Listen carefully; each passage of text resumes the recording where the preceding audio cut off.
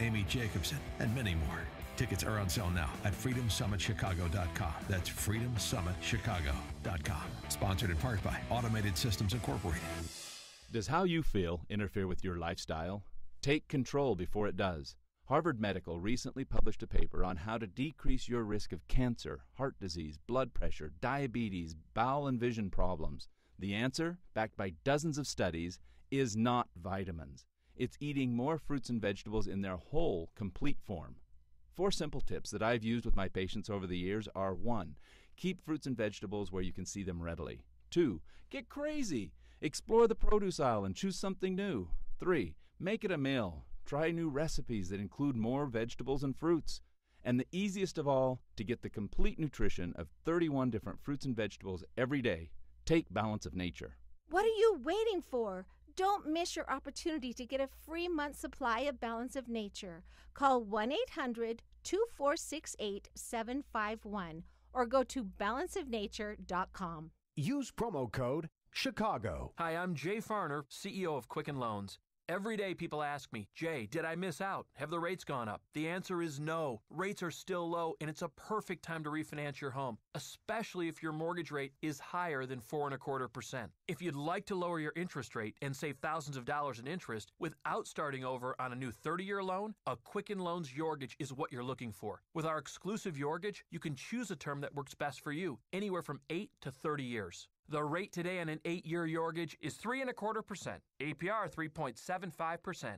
For 7 years in a row now, J.D. Power has ranked Quicken Loans highest in the nation for customer satisfaction for primary mortgage origination. And for the 4th year in a row, they've also ranked us highest in the nation for mortgage servicing. Call us today at 800-QUICKEN or go to QuickenLoans.com. That's 800-QUICKEN. For J.D. Power award information, visit jdpower.com. Call for cost information and conditions. Equal housing lender. Licensed in all 50 states. NMLSConsumerAccess.org number 3030.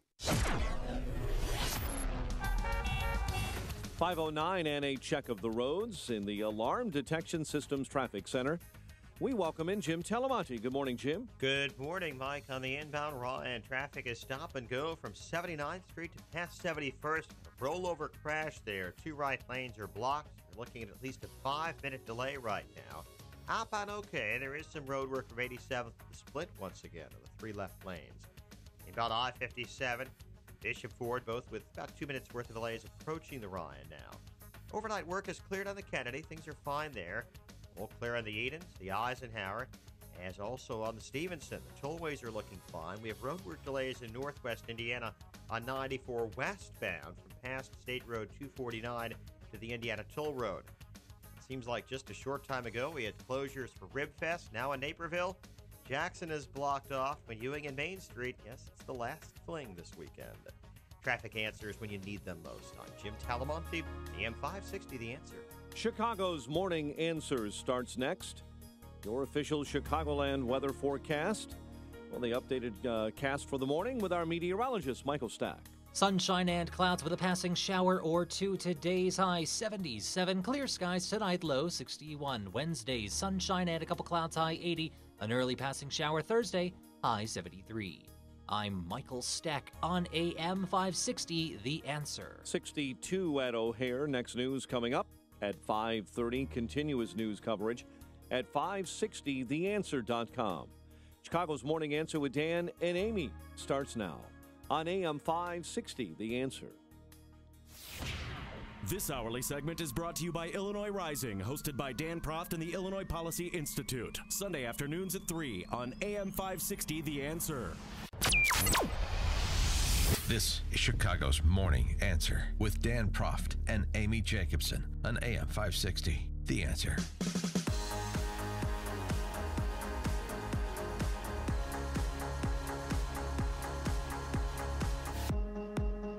Good morning, Dan and Amy. So President Trump and Melania in Corpus Christi yesterday. By the way, since you never made good on your bet to get a MAGA hat. No, I had one for the convention, for the RNC. I don't recall that. I bought one on the street. I don't recall that being. Well, I had originally ordered one through this crazy website, gave them $30, never got the hat. than when we were at the RNC. I have a picture of me and Larry Elder, and I'm holding the hat. Well, that was supposed to be brought in studio so we could memorialize it in these confines. Then I left it in Cleveland. Oh. Sorry. So here's what I've got for you as a way to redeem yourself. Yes. Get one of those FLOTUS hats that Melania was wearing. Oh, Did you see that? That FLOTUS hat? I like that. Yeah, that's good. Was that after she took off the stilettos? Oh, are you gonna pile on that she wasn't ready to pile up sandbags? Don't you dare tell me how I feel right now. I'm telling you when I saw them leaving the White House, because I was excited. This is his first national disaster. How he's going to respond? How he's going to look? Yeah, I'm that person. Okay. And when she walked out with the stilettos and the Tom Cruise sunglasses on, I died a little inside. I'm like, she was on the highway to the danger zone, though. I mean, that is, if you're going to go cover a flood, wow. I mean, she owned that. But by the time she got to Corpus Christi, somebody had gotten to her and she had gym shoes on. Thank goodness. So I'm just saying. Aren't you the same person who was like rallying to the defense of people nitpicking Barron's clothing? Well, Barron wouldn't wear. I mean, these weren't. Barron wouldn't wear stilettos. I hope these not. weren't stilettos. These are I'm going to own you stilettos. These weren't 4-inch, 5-inch. These are about 6-inch stilettos that you'd wear on the runway or out to a black tie affair. It's quite spectacular. But I love Melania. I thought she looked quite good with the black pants and the collar up, the white blouse, and then the FLOTUS hat. The FLOTUS hat, I hadn't seen that before. I like that. That's their new product that they're going to sell. But this is how it started out, Dan. Look at those heels. Yeah. That's how she left, and then on the plane she changed. So she wears heels. Well, she had a costume change to go visit flood-damaged areas. So that's that's the Trumps. It's okay. Yeah, okay. I almost called him Bill Clinton. President Trump looked very appropriate, wearing workman's boots. And then he did a briefing with Texas Governor Greg Abbott and FEMA administrator and others, in which he had this to say. What I've learned is we can count on the President of the United States and his staff for helping Texas. That's, of course, we Governor want to do Abbott. it better than ever before. We want to be looked at in 5 years and 10 years from now as this is the way to do it. This was of epic proportion. Nobody's ever seen anything like this. And I just want to say that working with the governor and his entire team has been an honor for us. So, Governor, again, thank you very much. Yeah, but before he got to Austin, he was in Corpus Christi and spoke with the crowd and, unfolded a Texas. That briefing was in Corpus Christi. That briefing was in Corpus Christi? Oh, okay. Well, he was outside talking to the people, and he thanked them for coming. And, of course, he's getting ridiculed. I want to say we love you. You are special. We're here to take care. It's going well. And I want to thank you for coming out. We're going to get you back and operating immediately. Thank you, everybody. What a crowd. What a turnout. I want to thank our governor. Your governor has done a fantastic job. Governor Abbott, thank you very much. Who's right here someplace? He's right here. So we just want to thank your governor, Senator Cruz, Senator Cornyn, everybody, Dan. We want to thank the whole group. No, but if the headline everywhere was he goes to storm victims and says, "What a crowd! This is great! What a turnout!" I mean, they really had nowhere else to go. There was 300 people there that were watching this. But for me, that's just President Trump. Yeah, that's who he is. And if gave them, but then he unfurled this Texas flag and was waving it around. Yeah, okay. I mean, honest. And so, is there some particular point to this? That's what everybody's saying. You mean the D.C. press corps? You mean the big government press corps? It's you mean just the people that want to take down President Trump and are not going to give him quarter no matter what he says or does? Well, who cares what their opinion is? Well, the point is this. I've been as critical, not as critical. I've been critical of Trump when he is not precise with language, when it's meaningful. You're riffing with people who are there when the President of the United States shows up to be positive and to be reassuring, and you want to nitpick? I mean, why don't you just join Jeff Zeleny at CNN? Oh, he went too far. Listen to this. Good evening. It was the first step, and at first glance, President Trump received big praise from Texans here on the ground, officials and others. You know, they liked the fact that he was interested in and presented an urgency in his interest in the recovery effort here. But his words simply did not match the pictures, what is unfolding here. And that's so interesting because President Trump, of course, is a showman. He's very familiar with how stagecrafting and television works. So that's what I was so struck by today, Aaron, is that words simply did not match the devastation of the pictures. He did not offer any hugs. He did not offer much hope. He talked about businesses more than individual people. He did not respond or react to that very emotional response from the chief of police in Houston about one of the officers dying here. So it was definitely a test of presidential leadership, the first moment here. But there's no sudden gratification from something like this. This challenge is of major magnitude here. This is something that the president will be graded on, indeed, for weeks, months, perhaps years to come here. But I talked to Senator Ted Cruz and John Cornyn, who were with him today, and they said he generally showed interest, even though that empathy, Aaron, did not seem there.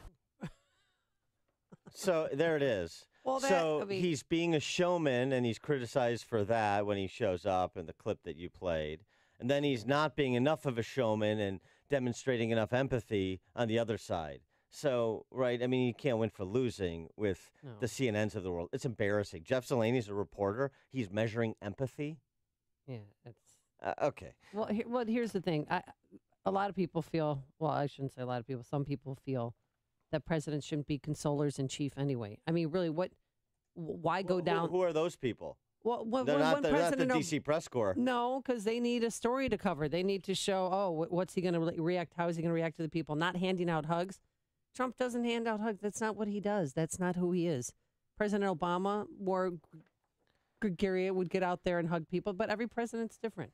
Bush did a flyover, and he's still being ridiculed for that. Well, he didn't just do a flyover. No, he did more, right, but remember. On the substance of the matter here, if we could get beyond, covering the big government press corps, what a dismal business that is. 50 inches of rain dropped in parts of Texas as of late yesterday. And this morning, Hurricane Harvey is, it's back. It's at the Texas-Louisiana border, but it's not as bad because it's churning quicker. So less rain's going to fall. Yeah, I believe the forecasts are positive in the next few days to provide some relief so that those actually providing relief can be more effective. So that's good news. 15 lives, including a family of 6, swept away in a vehicle that remains missing. Yeah. 3,400 people rescued from rising floodwater. That's just Houston police. Another 3,000 by the Coast Guard. Officials predicting the storm will force 30,000 people into shelters, the economic damage in the neighborhood of $30 billion. But there's a good piece in the Wall Street Journal about lessons learned from Katrina, just in terms of assessing the response. And this is not political. This is just saying, did we learn anything from how federal and state and local responded to Katrina that can be applied to the next catastrophe, say this one? And they do make the point that prior to Katrina, FEMA waited until governors requested assistance, often arriving late, as it did in New Orleans. In Houston, FEMA was on the ground in Texas 48 hours before Harvey made landfall, working with local partners and unifying a larger federal effort. They also point out the FCC reported just 4% of 7,800 cell sites in Harvey's path were knocked out.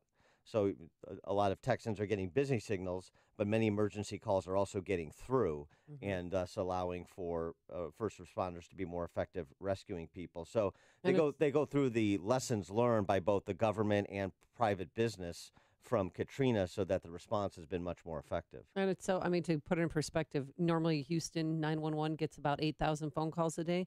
They're getting 56 to 60,000 phone calls a day still from people who want help or need to be rescued. Text from Ann B. Davis's bowling ball. Donald J. Trump did not denounce hurricanes, floods, or Nazis. That's the takeaway. Connect with Dan and Amy on the AM 560 The Answer mobile app.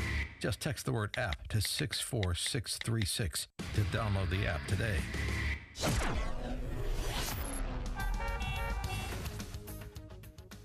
Coming up next, Sheila Jackson Lee.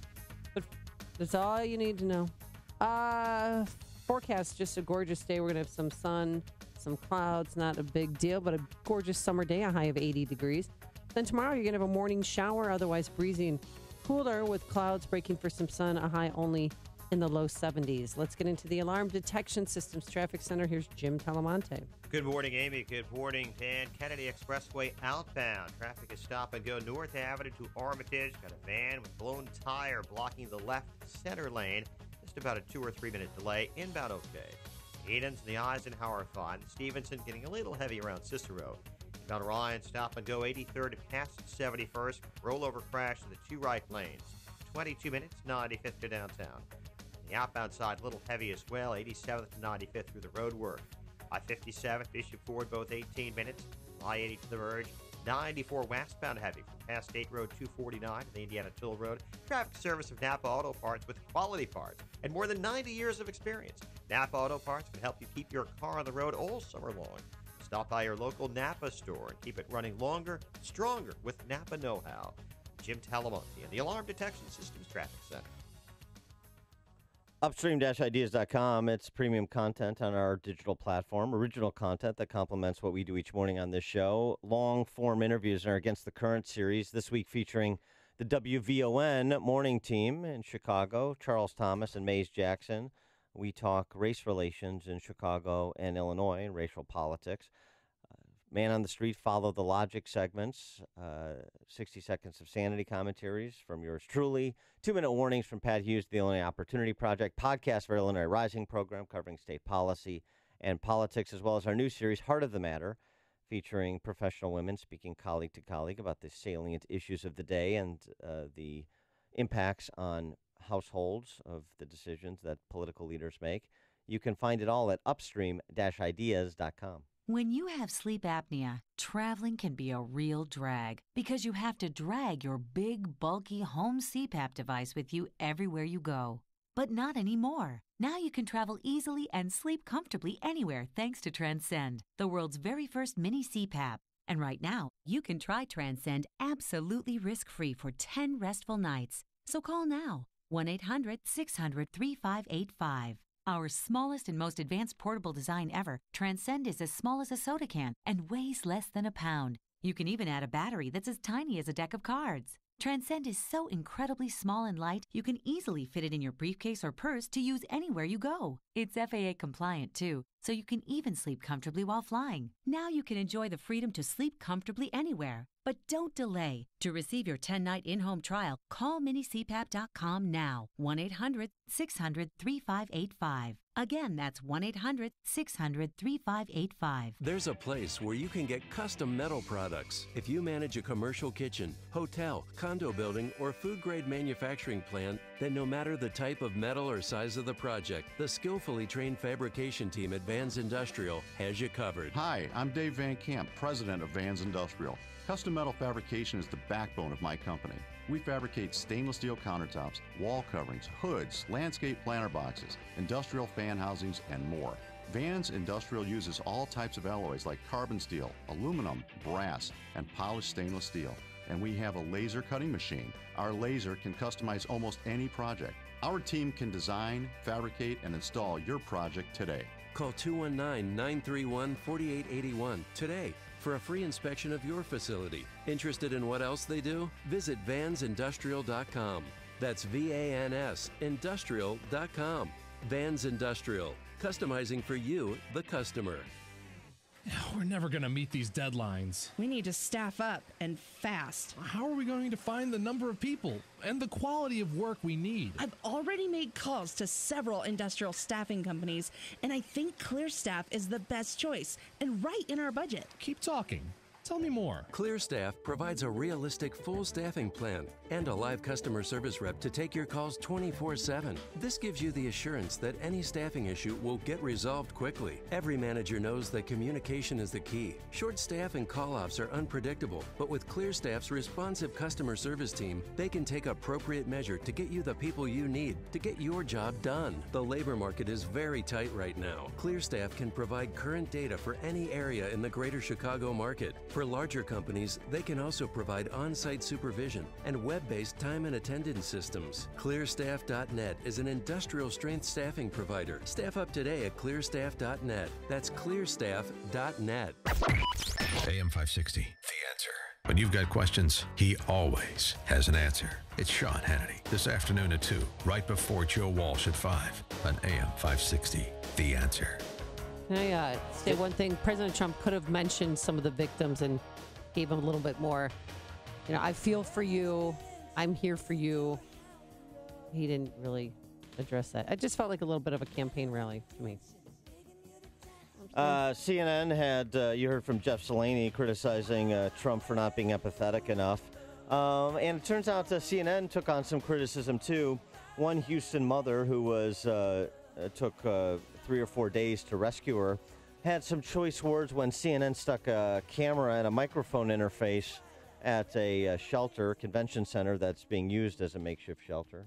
Now, you're with your children. We've heard of stories of mothers trying to save their children from the rushing waters. Can you tell us how that was? Through 4 feet of water to go get them food on the first day. Yeah, that's a lot of shit. But y'all sitting here, y'all trying to interview people during their worst times. Like, that's not the smartest thing to do. Like, people are really breaking down, and y'all sitting here with cameras and microphones trying to ask us what the fuck is wrong with us. So I'm so and sorry. you really trying to understand it with the microphone still in my face, with me shivering cold, with my kids wet, and you still putting a microphone in my face. Sorry. Rosa Flores, it sounds like you've got a very upset family there. Oh, it does. We're going to take a break from that, and we'll get back to you later on. Oh, is that what it sounds like? Well, the first part, we should have played the first part, and I blogged it. The first part of the interview. Congratulations. What? No, I'm saying it went well. Come on. That's not the whole story. And then the lady, clearly, that was the second question that she asked. And then all of a sudden, something in her, she snapped, and she went off on the reporter. I mean, it was a human moment. She was tired. Her kids were wet, and she had had enough. Yeah, exactly. Had enough of CNN. Join the club. Ed in Oak Brook, you're on Chicago's Morning Answer. Ed in Oak Brook. Hey, Ed. I hear him rumbling. Ed, are you there? Yeah. I Hey. couldn't hear you guys. You know what? If I was in that position, and I'm not, but I wouldn't need a hug from the president. What I would like to know is, what is the cleanup going to be like? Where are you going to set up? I'd like to see like convoys of construction equipment to come in and clean the area. How are you going to purify our water? Are you going to set up tent cities? What do the hospitals look like? How are you going to get milk for kids and whatever, diapers? This is the stuff that I want to see. I want to see, are you going to have a truckload of plywood coming in? Where are you going to put all of this garbage? This is the stuff that I want to know. Are you going to help me with my mortgage? Are the insurance companies going to help pay for this? Are there going to be jobs after this? I don't need Trump's hug. And I'll tell you right now, I would rather see the president's wife in those high-heeled shoes for just a moment in a disaster like this, because you know what? That's hope. And that's all I got to say about that. And good show, guy. Thanks for the call, Ed. Yeah, I agree. I Melania like the high heel and high reference. heels is a physical representation of hope. You can't get a bigger endorsement than that. No. Coming up on Chicago's Morning Answer. One former Hillary Clinton staffer doesn't want people who disagree with her to rescue people in Houston at 5:38. And later, Kathy Griffin, she's changing her tune. Now she's not apologizing. But first, let's go to the newsroom. Here's Mike Scott. 62 degrees. Keeping our eyes on Tropical Storm Harvey. It's muscling up this morning along the Gulf Coast and doubling back and pounding Louisiana. The storm with 50-mile-an-hour winds just offshore, moving right at the Texas-Louisiana state line. Houston Mayor Sylvester Turner overnight says there is an end to the rain from Harvey. And by Thursday, we are clear for 2 to 3 days, assuming things remain on track. So that is good news. President Trump praising the coordination between local, state, and federal agencies, all responding to Tropical Storm Harvey. The sad thing is that this is long-term. Nobody's ever seen anything this long, and nobody's ever seen this much water in particular. The wind was pretty horrific, but the water has never been seen like this to the extent. 6 deaths are being reported in Galveston County along the Texas Gulf Coast due to Hurricane Harvey. The medical examiner there says other deaths have been reported, but it's not known if they're storm-related. No identities have been released. Over a dozen are dead closer to Houston from the storm, mostly flood-related, including Police Sergeant Steve Perez. Unfortunately, in the darkness, Sergeant Perez drove into an underpass that's about 16 and a half feet, drove into the water, and he died in a flood, in a drowning type event. Houston Police Chief Art Acevedo. 19 are under indictment this morning on charges they attacked protesters during the Turkish president's visit to Washington in May. A UN Security Council vote strongly condemned North Korea's latest missile launch. North Korea launched that missile Tuesday. It sailed over Japan's northernmost island before breaking up and falling into the sea. Defense Secretary James Mattis putting a freeze on President Trump's directive banning transgender troops from taking part in frontline action with the military. Mattis releasing a statement saying the current policy will remain on place while there is a review of the president's order. Police are hunting for whoever beheaded a statue of Christopher Columbus in a New York park. The 2-foot statue was knocked off its pedestal and then left lying in 2 different pieces in 2 different places in that park in Yonkers over the weekend. An investigation continues following an apparent double murder-suicide in Joliet involving a woman and her 5-year-old twin daughters. Governor Rauner expected to sign a new school funding bill into law tomorrow after the Illinois Senate approved the measure, which could send Chicago public schools as much as $450 million in taxpayer cash. Chicago man is dead after a shooting in a domestic dispute. Cook County medical examiner ruling the death of Adrian Gagan as a homicide. He was shot in the back Sunday. Police say the shooting involved family members and one person is in custody. A Ben Zobrist solo home run powered the Cubs past the Pirates 4-1. Twins hold on for a 6-4 win over the White Sox at Target Field. The news service of Firestone Complete Auto Care. The technicians at Firestone Complete Auto Care know when a tuned-up motor meets a new set of tires, well, the road better buckle up. Get $70 by mail on a Bridgestone Visa prepaid card when you buy a set of 4 eligible Bridgestone tires. Whatever you drive, drive a Firestone. 5:34 and a check of traffic and weather on the way next on AM 560. Mike Gallagher says it's not time to play politics. I run away from the politicizing of natural disasters. I hate political gamesmanship that people engage in. This is not a time for that. Right now, the people of Texas need our help, need our prayers, and we don't need to point any fingers of blame. The Mike Gallagher Show, weekdays at 9, right before Dennis Prager at 11 on AM 560. The Answer. This hourly segment is brought to you by Papa Nicholas Coffee. Papa Nicholas Coffee, a family tradition since 1897. When Hurricane Harvey struck Texas and the Gulf Coast over the weekend, the world turned upside down for children and families in its path. When disaster strikes, children suffer in unimaginable ways, and Save the Children is there to meet their unique needs. Even now, Save the Children is in Texas and along the Gulf Coast, making sure hurt and frightened children impacted by Hurricane Harvey get the help they need. To care for and protect children has been the mission of Save the Children for nearly 100 years, so when tragedies like Hurricane Harvey strike, they're prepared and they're on the ground for children and their families around the world and right here at home. Your $50 right now to Save the Children will deliver essential supplies for families forced to evacuate, including hygiene kits, blankets, portable cribs, and strollers. Children are counting on us. Call 888-248-0312. That's 888-248-0312. Or give online right now at savethechildren.org/radio. It is 5:36. Let's get an update on the roads, and we do that in the Alarm Detection Systems Traffic Center with Jim Talamonte.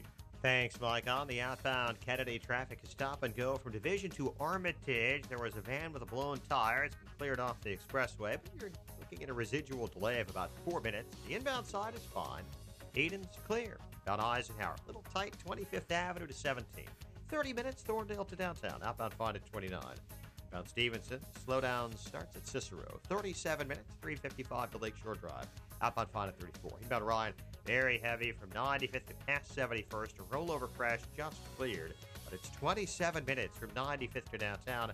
Outbound 17 due to roadwork at 87th starting there in 3 left lanes. I-57, 28 minutes. I-80 to the Merge Bishop Ford, 29. Tollways look pretty good right now. There's a delay in northwest Indiana on westbound 94.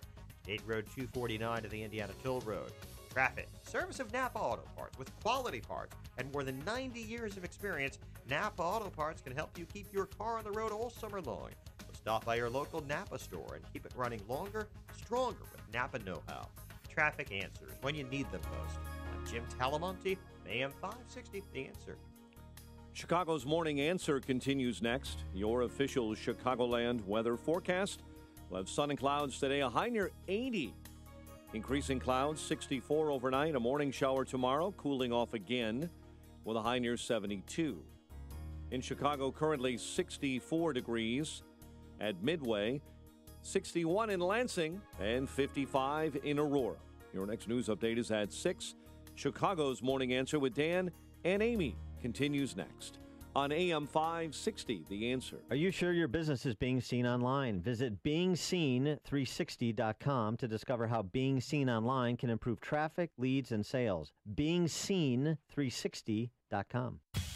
The hypocrites scatter when I shine the bright light of reason. I'm Larry Elder. Join me tonight at 7 right here on AM 560, The Answer. Good morning, Dan and Amy. Interesting to see the reactions from certain quarters to the devastation in Houston, the human tragedies that we're all viewing on television and online. For example, University of Tampa professor Ken Story tweeted, "I don't believe in instant karma, but this kind of feels like it for Texas. Hopefully this will help them realize the GOP doesn't care about them." Yeah, he's since been fired for his actions, and rightly so. But just interesting to see where it's coming from, too, right? This is when, in these kind of events or when we've had mass shootings, who says what? You know, whose life and personal religion is politics, and it informs everything they do, and at every opportunity or every event is an opportunity for them to prosecute their grievances against their stated enemies. That's what Professor Story did. He's hardly alone in academia. We've recounted many of such tweets, people who have suggested that Trump should be assassinated, including state senators from Missouri, not just from academia. And then did you see this other matter, too? Former Hillary Clinton staffer? She got triggered by a picture she saw. Logan Anderson was a former digital strategist for Hillary Clinton. And she tweeted, "Y'all, the Confederate flag crowd is helping black people evacuate Houston, and I can't." There was a picture of a guy in one of those wind boats. Yeah. And he had a Confederate flag, the stars and the bars, on his boat. You know what? That's why we live in America, because we have the freedom to put up whatever flag we want. That's important to them. They're saving lives. She should sit this one out. She added, "Now, I would absolutely get on that boat, by the way, and then when they drop me off, I tear off the flag and drop it into the flood." And you know what? The Cajun Navy would help her still, even if she tried to do that. Maybe the flag doesn't mean for those people what she thinks it means. Did she ever consider that? No. No, she did not. If they fly a flag that represents the fight to keep their neighbors as slaves, I doubt they usually care about those neighbors' well-being, she continued. That's why they've been out for 36 hours straight, not even taking a break, rescuing people. So that's some more thanks from the unhinged left for the Cajun Navy, or at least certain members of the Cajun Navy, with whom they have a difference of opinion. The Cajun Navy even looked for that missing Houston Sergeant Steve Perez. Here's the Houston Police Chief. We even use one of our, what are we calling these people from Louisiana? God bless them. Our Cajun Navy. You know, our American Cajun Navy. That helped us look for him. So we couldn't find him. And once our dive team got there, it was too treacherous to go under and look for him. So we made a decision to leave officers there waiting until the morning, because as much as we wanted to recover him last night, we could not put more officers at risk. And they eventually found him, you know, in the morning. He had driven under an underpass and couldn't get out. Yeah, that's a sad story. But the Cajun Navy was there to look for him, risking their own lives. Houston Police Chief Art Acevedo also reported that his officers have arrested 14 alleged looters since Sunday. Those arrested will face stiffer punishments under a Texas law providing heftier penalties during a crisis, according to Harris County District Attorney Kim Ogg. So you're talking about people that are preying on others. Yeah, and there's also people, imposters as Homeland Security agents going to people's houses, and, you know, they're just warning people, don't fall for it. Don't let people in your house because they're stealing things from people. So you have the police job is not only to try and rescue people in distress, but then it's also to try and keep people safe from those who would prey on them during this historic crisis. It's there's a lot of the best of humanity on display and a lot of the worst of humanity on display, and that's life. Yeah. That's human beings. Oh, speaking of the worst of humanity, this could not go unremarked upon. Sheila Jackson Lee. Oh boy. Yeah, she's back. She's a or she never left. You know Sheila Jackson Lee. She's a congresswoman from Houston, Democrat. She has, I think, the leader in the clubhouse when it comes to members of Congress with inane, incorrect, and incendiary statements. Say, for example, this, just one of her instant classics. And how well it is that we have lasted some 400 years operating under a constitution. We haven't, America hasn't been around for 400 years. I mean, it's a rounding error for a Democrat, I suppose, Democrat member of Congress. But yeah, Sheila Jackson Lee was on the cable talkies yesterday, giving her perspective on disaster relief for a community which she represents in part. I voted on by the Houston Police Department. Votes. If you aren't here to volunteer, you're going to voted on the main legislation for Sandy Hook funding. And so I think it's important to focus on what was offensively done.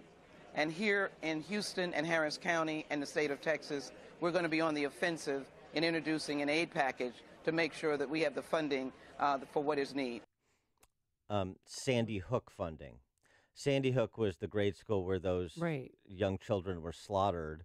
Hurricane Sandy was... Right.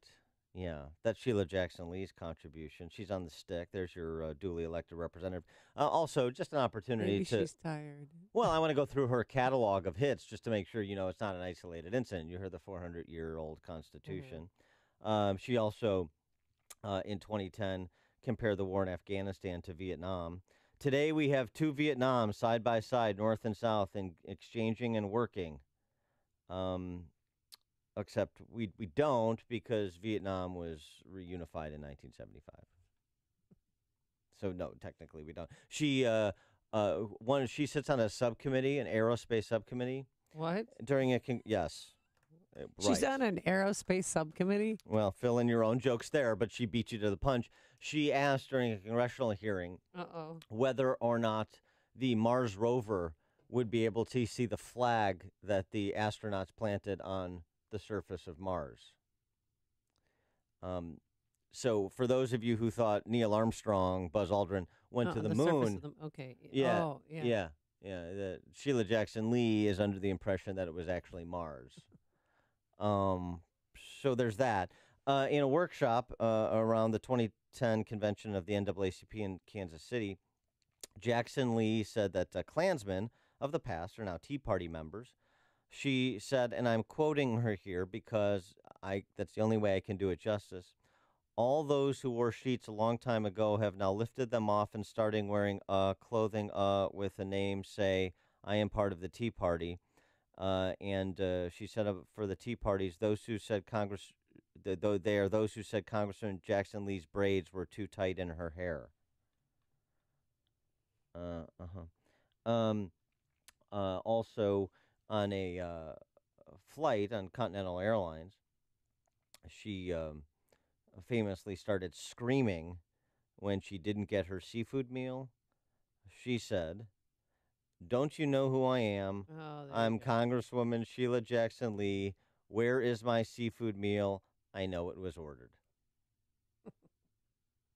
Those are just some of. And anyway, in an ancillary issue, who wants seafood on a plane anyway? Sheila Jackson Lee does. It's disgusting. And don't try and take it away from her. Honey. Do the pasta. Safer bet. Yeah. Ugh. Also documented, Daily Caller reporter Jonathan Strong documented, she constantly refers to one of her staff members as "you stupid MFer" through her cell phone at another, demanded to be chauffeured by cars when traveling between house office buildings, which are actually connected by tunnels, that staffers run to the supermarket at 2 a.m. to buy garlic supplements for her. You know, the seafood's not enough. Yeah. She also was known to proclaim angrily, "What am I, a prostitute? Am I your prostitute? You can't prostitute me." Apropos of nothing in particular. That's Sheila Jackson Lee, and she's on the job in Houston. Be afraid. Tony on the South Side, you're on Chicago's Morning Answer. Tony on the South Side. Tony. Hey, good morning, kids. All right, Dan, now you got me in a quandary here. Who's worse, Sheila Jackson Lee or Maxine Waters? Because I'll tell you what, this is a race of who could be the most do not. I was impressed when Maxine Waters said, I think this is a pretty good one. Did you know what she said?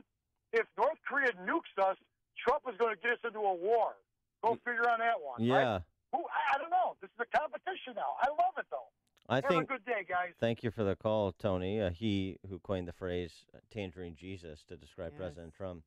Yeah, I'd be game for a Sheila Jackson Lee, Maxine Waters, Lincoln Douglas style debate. I could do 3 hours, an hour and a half each, for each gentle woman from one from Houston and the other from What would they L.A. discuss? I mean, what couldn't they discuss? You've heard the broad range of topics they've commented on. Everything from commercial travel to space travel. It's a lot.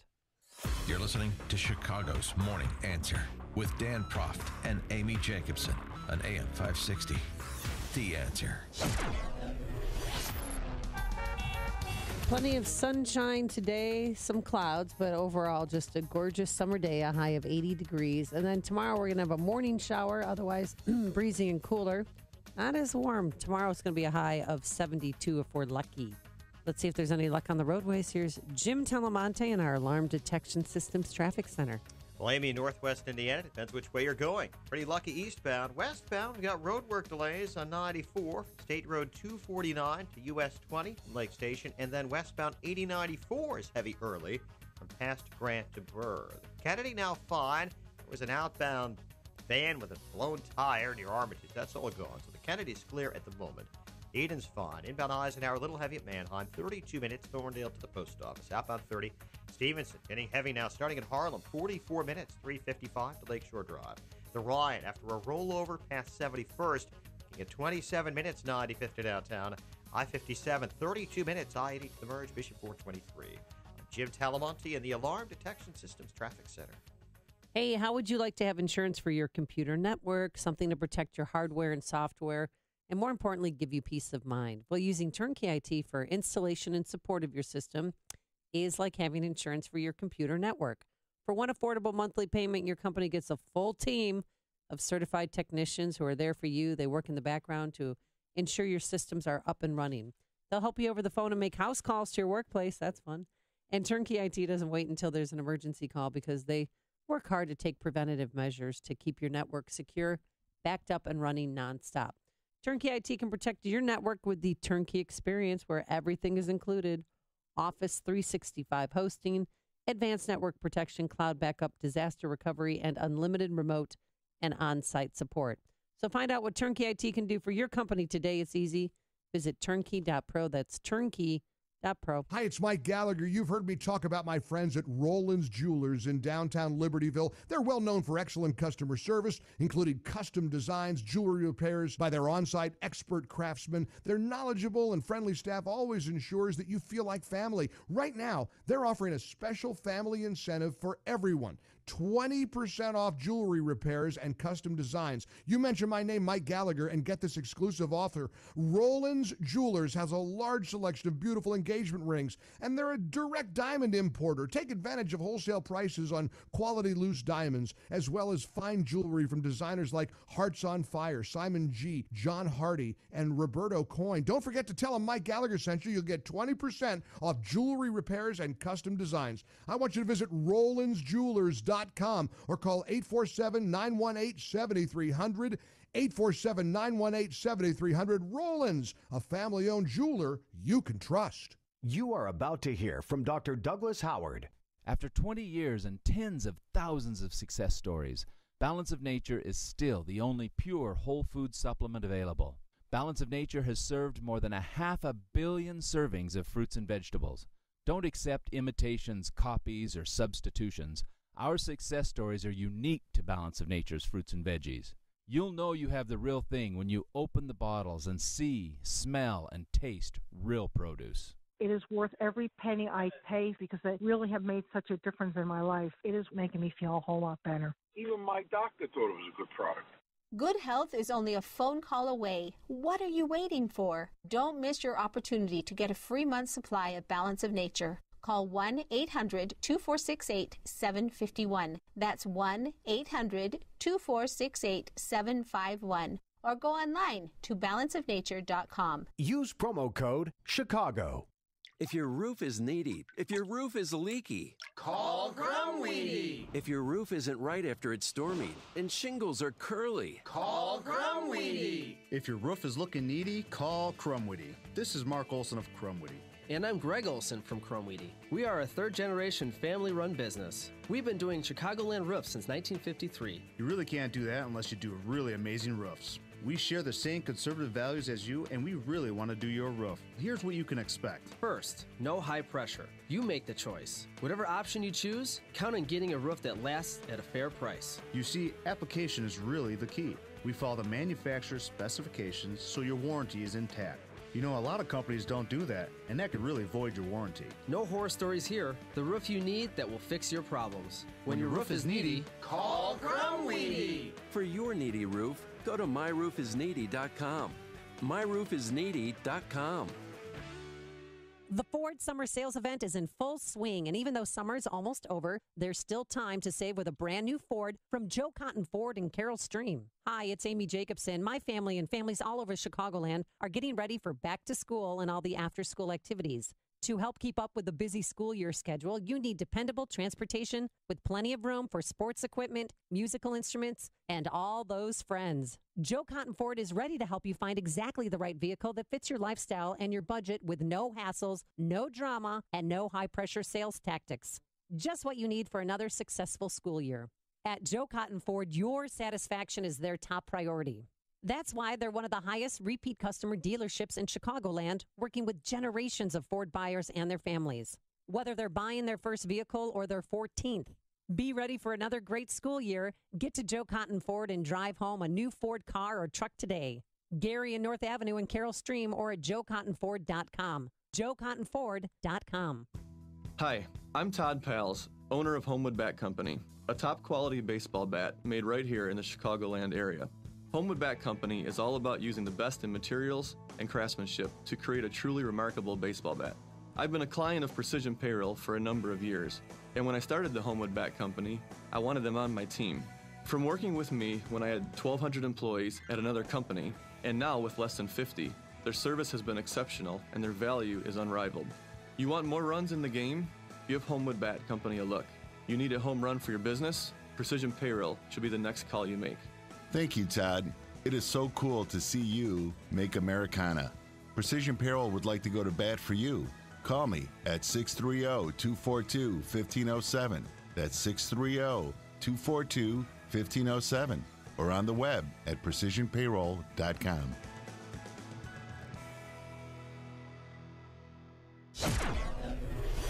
.556. Let's get an update on your ride to work this morning in the Alarm Detection Systems Traffic Center, the very latest with Jim Talamonte. Thanks, Mike. The Edens is clear right now. Kennedy, just mild delays in each direction, 21 minutes either way between O'Hare and downtown. On Eisenhower, slow Wolf to 17, 34 minutes, Thorndale to the post office. Outbound 31, Stevenson 45 minutes, 355 to Lakeshore Drive. Outbound it's clear. The Ryan 25 minutes, 95th to downtown. I-57, 32 minutes, I-80 to the merge. Bishop 423. Southbound Lakeshore Drive at Chicago Avenue. A report of a pedestrian running across the roadway. Traffic, service of Mattress Firm. When you work as hard as you do, you deserve to sleep even harder. That's why Mattress Firm is giving you huge Labor Day savings, like a free adjustable base with select purchases, only at Mattress Firm.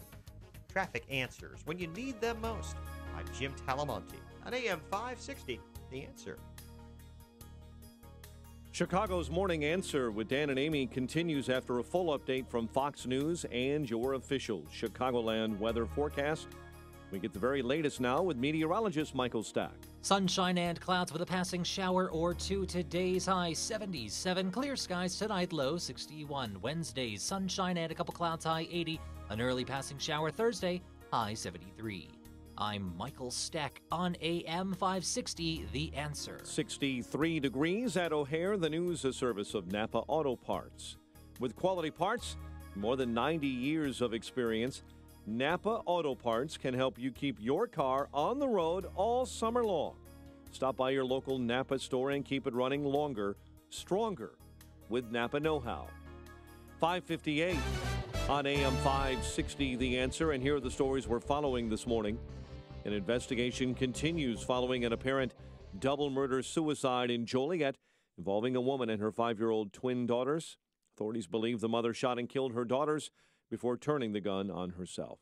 Governor Honor is expected to sign a new school funding bill into law after the Senate approved the measure yesterday. Illinois Attorney General Lisa Madigan suing the city of Chicago over the city's effort to overhaul the police department. Joined by Mayor Emanuel, Madigan announcing the suit seeking federal oversight over that department. The FBI offering a $25,000 reward for information helps find the gunman responsible for a deadly shooting this month at the Great Lakes Dragway near Union Grove, Wisconsin. Chicago's police superintendent, Eddie Johnson, will be undergoing a kidney transplant today. He's expected to miss about 6 weeks of work. His son, Daniel, is donating the kidney. Cubs over the Pirates 4-1 at Wrigley Field. Twins build an early lead and hold on for a 6-4 win over the White Sox. More Dan and Amy coming up after Fox News. WIND Chicago News Time is 6 o'clock. Some relief for Houston. I'm Dave Anthony, Fox News. If Houston has any more rainfall, it'll be just a few showers here and there. National Weather Service meteorologist David Hamrick, however, they're not done with the flooding, even if the skies are clear. Houston Mayor Sylvester Turner, and water is still rising in other areas like Port Arthur, where evacuees in a shelter had to be evacuated again a few hours ago when it began to flood. 13,000 people have been rescued so far. Others left their homes on their own. At the Memorial Drive Presbyterian Church, they can get food and shelter and clean clothes and have a cot to sleep for a night or two. And then we're trying to get a system in place where we can move them into something more permanent. David Steen is the executive pastor. The church will be the short-term home for folks like Patricia Nisbet, who was made to leave where she lives. It was filling up with water. We just took a nap, and then we came down here and ate a lovely meal. Everyone's been so nice. Local government is also operating shelters, big ones in sports stadiums and convention centers. Some 15,000 spent the night in those. In Houston, Eben Brown, Fox News. At least 18 people have died in the storm, including a Houston police officer swept away trying to get to work. Tropical storm Harvey is making landfall again, moving into Louisiana this time. There's already been flooding and people needing rescue there. Some areas will see over a foot of rain. Following North Korea's latest missile launch that flew over Japan, a successful U.S. missile defense test at sea. Fox's Rachel Sutherland live in Washington. Dave, a U.S. Navy warship shot down a medium-range ballistic missile off the coast of Hawaii. The Missile Defense Agency calls the test a key milestone in developing technologies to stay ahead of evolving threats. The successful test comes as North Korea warns its missile launch over Japan was a prelude for more actions to contain Guam, which it views as threatening. Defense Secretary Jim Mattis to meet with his South Korean counterpart today. Dave? Fox News, fair and balanced. For 22 years, he served his country in the United States Marine Corps, including a tour of duty in Vietnam. He earned 2 Purple Hearts, a Bronze Star, and a Silver Star. And this year, on Veterans Day, retired Lieutenant Colonel Oliver North is coming to Chicago for Freedom Summit 2017, November 11th at the Westin Chicago Northwest. See Oliver North, Dinesh D'Souza, Larry Elder, and many more. Get your tickets at freedomsummitchicago.com. That's freedomsummitchicago.com. Sponsored in part by Joe Cotton Ford. Can you mow a yard, clean a house, haul off some junk? Then you can make extra money with the Tackle app. Tackle is an amazing new app that connects people who can perform small jobs with customers who need them done. Signing up is easy, so become a Tackle provider today. Go to tackle.com to join. That's TAKL.com. As a Tackle provider, you can be your own boss, set your own hours, and make great money. Go to TAKL.com today. Men, if you're like me, you appreciate the feeling of a smooth, clean shave. But you're tired of paying $32 for new blades. Stop messing around with those generic razors and start shaving with Harry's for half the price. Harry's is so confident in the quality of their blades, they'll send you their most popular shave set, shaving cream, and post-shave balm for free when you cover shipping, a total value of $20. Just go to harrys.com now and enter code 0707 at checkout to redeem your shave set. That's harrys.com, code 0707. All right, I have to admit it was an eyesore. The chipping and paint peeling on our front and back porch, it looked awful. But thanks to CertaPro painters, the porch looks brand new. The painters who showed up were professional, respectful. They were done in just a few hours. And when they left, the house looked brand new. They really are the best in the business. And it's not too late to book your exterior painting project. There are several spots open on CertaPro's summer schedule. Here's an idea. Let CertaPro painters transform your home while you're on vacation and return to a freshly painted house. They're celebrating their 25th anniversary this year, and so we invite you to experience the CertaPro difference.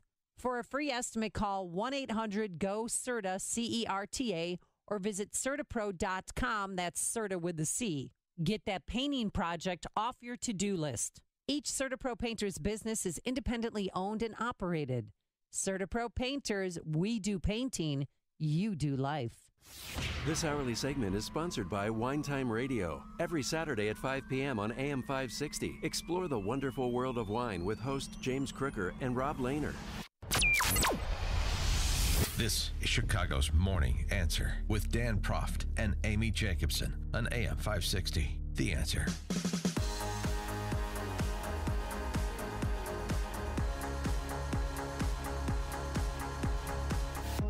Top of the morning, Dan and Amy. It's Criminal Justice Week here on Chicago's Morning Answer, and we've got a range of academics and documentarians on the topic of mass incarceration and everything that circles around that issue in this country, with 2.2 million Americans incarcerated in the nation's federal prisons, twice that number in state prisons where most inmates are housed.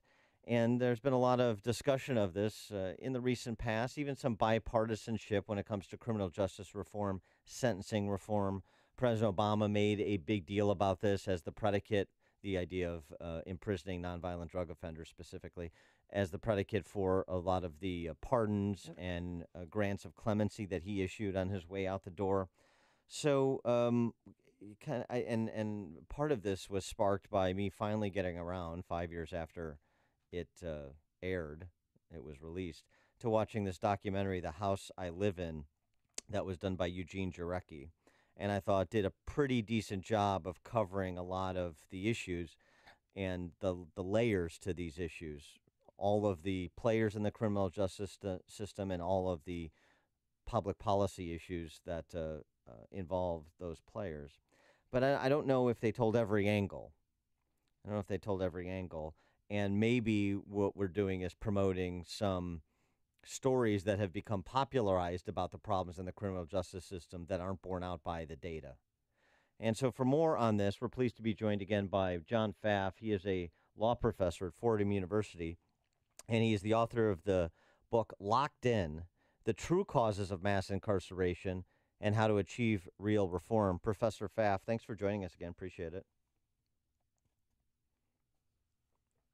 Professor Pfaff? Do we have Professor Pfaff? Do we have trouble with our phones? Professor? Hello? Oh, there we go. I'm sorry. We must be having a technical difficulty with our phones. Professor, thanks for joining us. Appreciate it.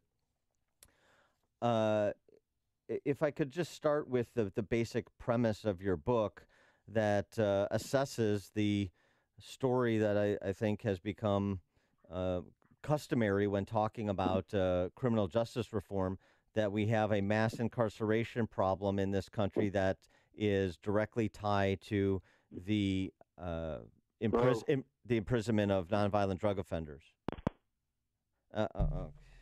Okay, we're having phone problems. Okay, I'll tell you what. Why don't we take a break and see if we can get a phone to work around here? This is the morning show more Chicago radio listeners are choosing. This is Chicago's Morning Answer on AM 560.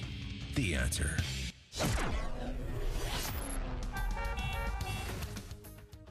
Forecast for today, we're going to have plenty of sunshine, a few high clouds, but no big deal. Warm today, so enjoy it because things are going to be changing around here. A high of 80 degrees tonight, increasing cloudiness, a low of 64. And for Thursday, we're going to have a morning shower, otherwise breezy, cooler, with some clouds, some sun, but a high only if we're lucky in the low 70s. Let's get into our Alarm Detection Systems Traffic Center. Here's Jim Talamonte. Thanks, Amy and Dan. Boarding Kennedy inbound, heavy out of the River Road toll to Canfield, and getting a little bit heavy around Division. 22 minutes, O'Hare to downtown, outbound 22 as well. The Edens is still fine. Eisenhower runs 35 minutes from Thorndale to downtown, outbound 31. Stevenson heavy starting at Harlem, 50 minutes, 355 to Lakeshore Drive, 40 from the Tri-State, outbound still fine. Ryan is 28 minutes, 95th to downtown, outbound 17. Overnight work has cleared at 87. I-57, 32 minutes, I-80 to the Verge, Bishop Ford 20.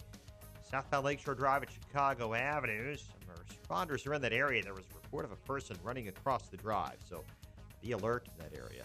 Northbound Tri-State tight, approaching the Eisenhower, 80-94 westbound slow from past Grant to Burr. I'm Jim Talamonte in the Alarm Detection Systems Traffic Center. Balance of Nature's fruits and veggies.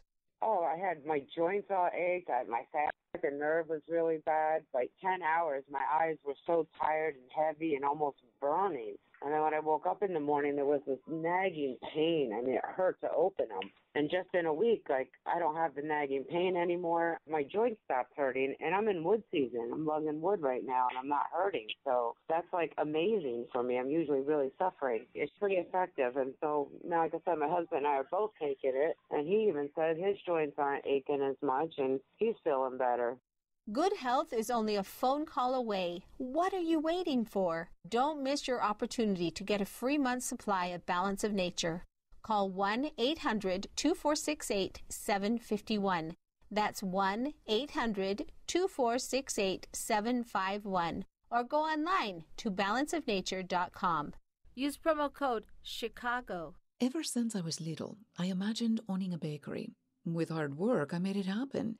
But after this weekend's robbery, I realized that I need to protect my dream with security. I've got a great answer for you.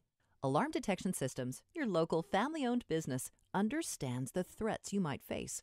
Visit adsalarm.com or call 630-844-6300 and find out how we can protect you.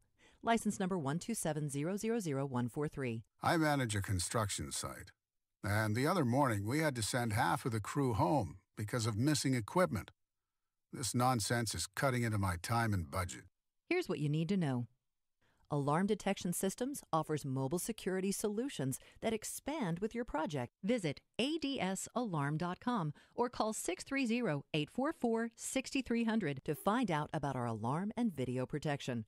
License number 127000143. AM 560, The Answer. You want more than just the headlines? Find out what's going on and what it means with me, Dennis Prager, this morning at 11, right here on AM 560, The Answer. Dan and Amy, we tried to duct tape our studio back together to see if we can run a radio show here. So let's see if we have Professor John Pfaff. Professor Pfaff, are you with us? I am. Sorry, I think the blames of my phone service, not your studio. No Sorry worries. about that. He is, just to reset, Professor Pfaff, Fordham University law professor. The book is Locked In, The True Causes of Mass Incarceration and How to Achieve Real Reform.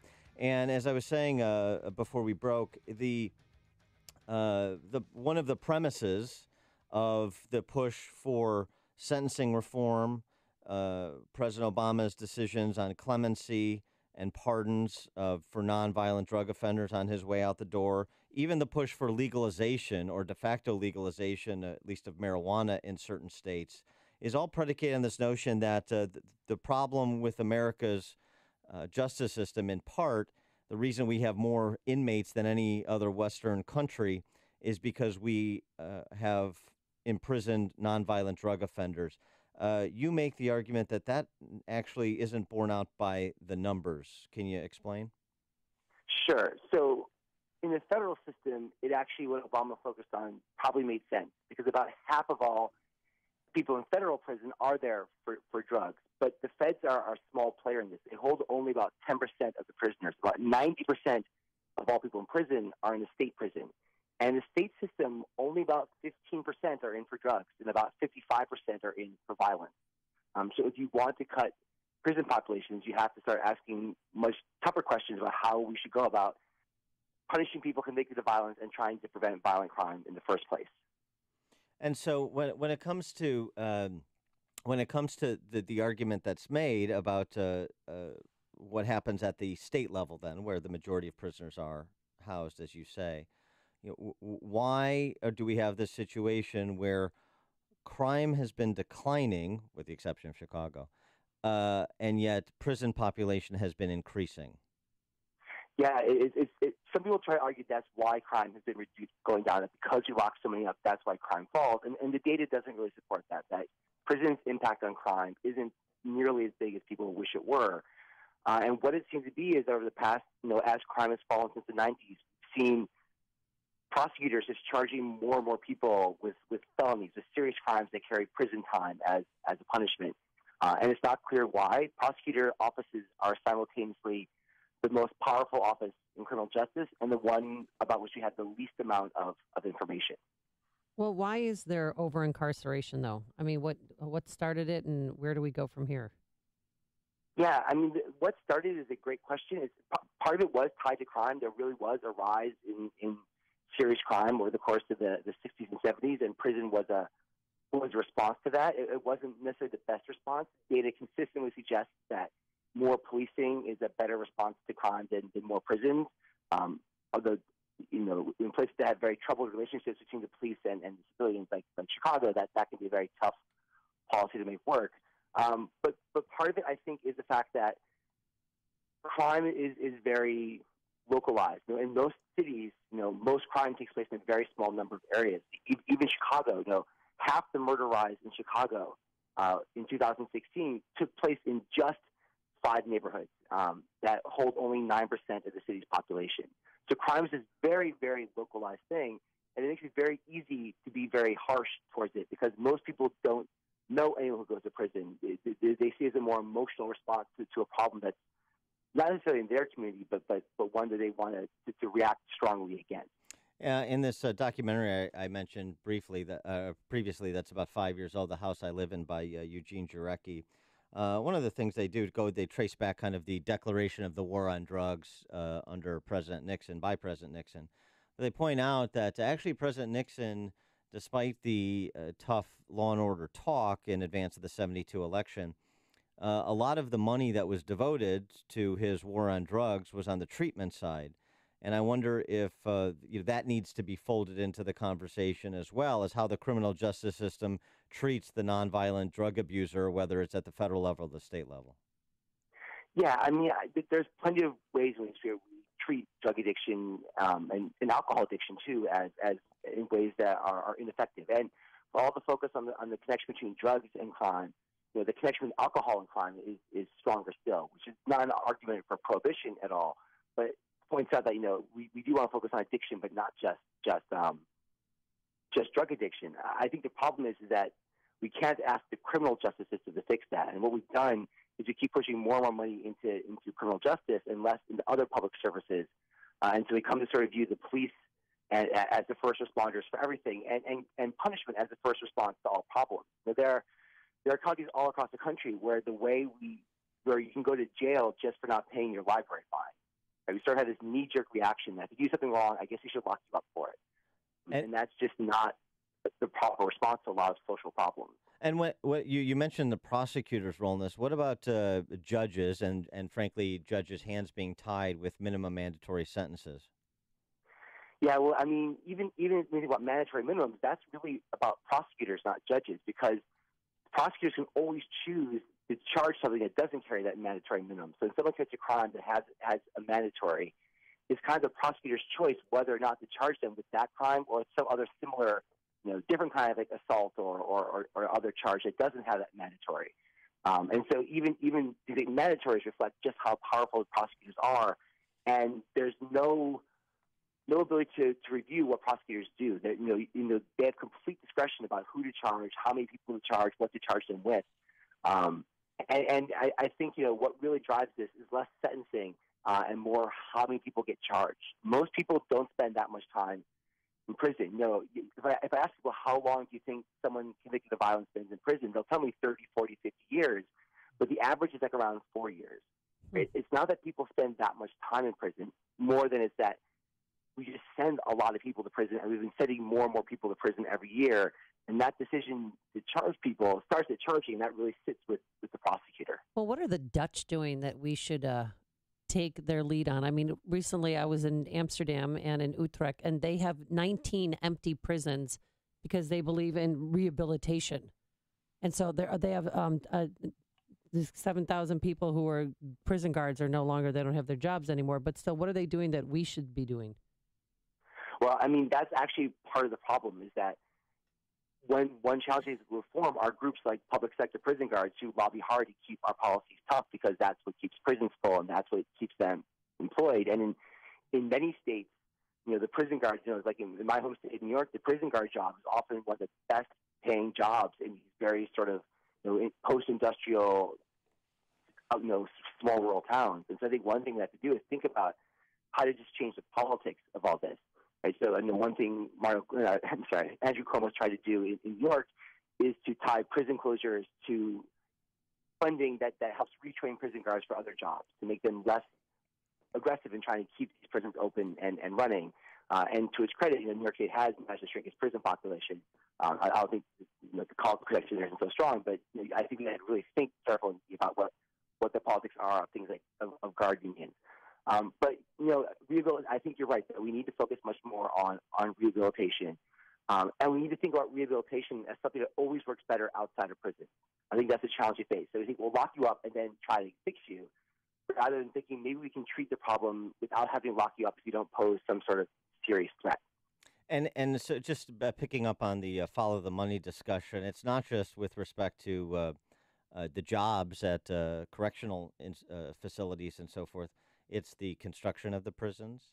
It's civil asset forfeiture, where local police departments get to recoup a lot of what they seize, and that helps fund local law enforcement. I mean, these are all arguably perverse incentives, aren't they? They are, and there's even more perverse ones at play, too. Like, for example, prison prosecutors are elected by the county, and they're funded by the county, but prisons are paid for by the state. So when a prosecutor sends someone to prison, it's actually free because their electorate, their county voters, don't pay for the person going to prison. The state taxpayers pay for that. And ironically, if they send them to jail or probation, they do something less severe. Those are paid for by the county. So those are county expenses. And there's lots of data that because when you don't feel those costs of punishing people, you'll overuse it. So you're actually encouraged to use prison versus probation because prison's cheaper for the county, even though it's more expensive for the state and more expensive for society. So there's lots of these really broken incentives everywhere. The other one I like to point out, too, which is equally kind of dull and dry, and my general philosophy is that the more important something is, the more boring it tends to be. That's why the problem persists, because it's not exciting and dramatic to talk about, are things like the census. Like, prisoners count in most states as living in their prison, not as living in the community they came from. And so the prison system effectively transfers tens of thousands of bodies out of the cities into rural America, where they count for electoral districts but aren't allowed to vote themselves. And there are state representatives and state senators all over the country who would lose their seats if their prisoners stopped being counted as living in the county, or if the prison population fell too much, because they need those bodies to count for their district's population. Right? It's incredibly dry. How does the census count people? It's not something people want to talk about at parties that much, but it's incredibly important, and I think it reflects the fact that we're here where we are now, in large part because we have really bizarre incentives that just really encourage people to overreact to rising crime. But now the flip side is some of what has been proposed as solutions or partial solutions by libertarians and other interested parties, like what you see in Colorado, Washington State, kind of legalization. Other states, including Illinois, are moving in that direction. The decriminalization, you get administrative ordinance tickets for smoking dope in the park. You don't get arrested. But the move towards legalization presents a follow-the-money public policy challenge as well. I mean, just as you would argue about connected contractors building prisons. So it's not like legalizing it and taxing it which is a nice top line, but it's not like that comes without risk or some of the same endemic problems that we're describing with the law enforcement approach to the war on drugs. I think that's fair. And the more sophisticated takes you see on legalization from people who are in favor of it do try to stress 2 points. One, that marijuana is a drug, and like any drug, there are going to be costs that are associated with it, and you want to think ahead about how to best manage those costs. And perhaps criminalization isn't the right way, but it's not necessarily an argument for sort of complete unfettered free trade in it, like screwdrivers. But the other point they try to make too is the fact that the way the debate's oftentimes framed is between the current completely illegal, get arrested and go to jail if you have it, versus the unfettered free market. There's all sorts of degrees of regulatory options in between those two. Some of the big states argue there's 9 or 10 different broad approaches of more or less freedom we could take, and I think we do need to have a more sophisticated debate about how exactly we want to make marijuana available. I think treating it as a crime is a bad idea. Just like treating alcohol as a crime is a bad idea. But we put lots of restrictions on how alcohol is sold and manufactured and consumed. There's no reason not to try to think about marijuana in equal, if not more sophisticated ways. Yeah, and marijuana is becoming legalized in so many states that what do you do when someone's locked up for marijuana and it becomes legal in your state? And I have do they get a free pass? And I have a screwdriver before the show each morning. Exactly. Speaking of screwdrivers. Yes. Yeah, I mean that's always a challenge too. That when you change laws, how you handle the people who are punished under the old system. And some states just say, if you did it when it was a crime, you're out of luck. Other states, when they change their laws, do create the option that if you're punished under the old system, you can sometimes apply for some sort of at least early release to make up for the fact that you weren't actually, that we no longer view what you did as so bad as when you did it. Those proponents of criminal justice reform that may come to the same conclusions, but start from different premises, including in academia. There's an argument that's made from African American academics in some circles that the mass incarceration is the new Jim Crow. That this is the result of racist drug laws. Of course, they point to, and on this one, I don't think illegitimately, the difference in sentencing for cocaine possession versus crack cocaine possession, that has the disparity's been reduced, but it still exists as evidence of what they're speaking of. Do you think that's a problem that needs to be talked out and addressed as well? Is this the racialization of drug laws in this country, or is that something that people are playing racial politics with? No, the criminal justice system inarguably operates with all sorts of biases, sort of across all the various levels. There's consistent evidence that blacks are arrested more heavily for crimes, not just drug crimes. If they're arrested, they're more likely to be charged, more likely to be punished, more likely to be sent to prison for longer, even for the exact same offenses as white offenders. I think the challenge with that argument that requires a bit more care is that there's a recent book out by a law professor named James Foreman called Locking Up Our Own, in which she talks about how oftentimes some of the most powerful voices for tough law enforcement are working-class African Americans, because their communities also bear a disproportionate brunt of the crime. And so, yes, on the one hand, the system has lots of biases built into it. On the other hand, also the other historical biases have caused crime to get concentrated in poor, more minority communities. And so they often demand much more enforcement. I think the problem is that we often don't give them the enforcement that works. We provide enforcement that makes the more powerful, generally whiter communities feel safer, even if it's not actually making these poorer communities safer in the end. Mm-hmm. Yeah, and Michael Javon Fortner over at CUNY has also done some work on this, tracing back to the Rockefeller laws and finding that it wasn't like Nelson Rockefeller's grand idea. It was pressure from African-American families in neighborhoods that were riddled with gang crime and drug-related gang crime that ultimately got Rockefeller to act. So this is kind of an important part of the story too, right, in terms of understanding sourcing. Right. Yeah, you don't want to completely silence the voices of African American communities. That they're very diverse. Right. There were plenty of African Americans who opposed to Rockefeller drug laws who could tell in advance that they were going to have the biases they ended up having. But there is a very strong current of tough on crimeness that runs through working class Black communities because they are disproportionately victimized as well. And we do want to make sure that we don't pass reform laws that sort of look nice on the outside, but undermine the gains these communities have experienced from the drop in crime.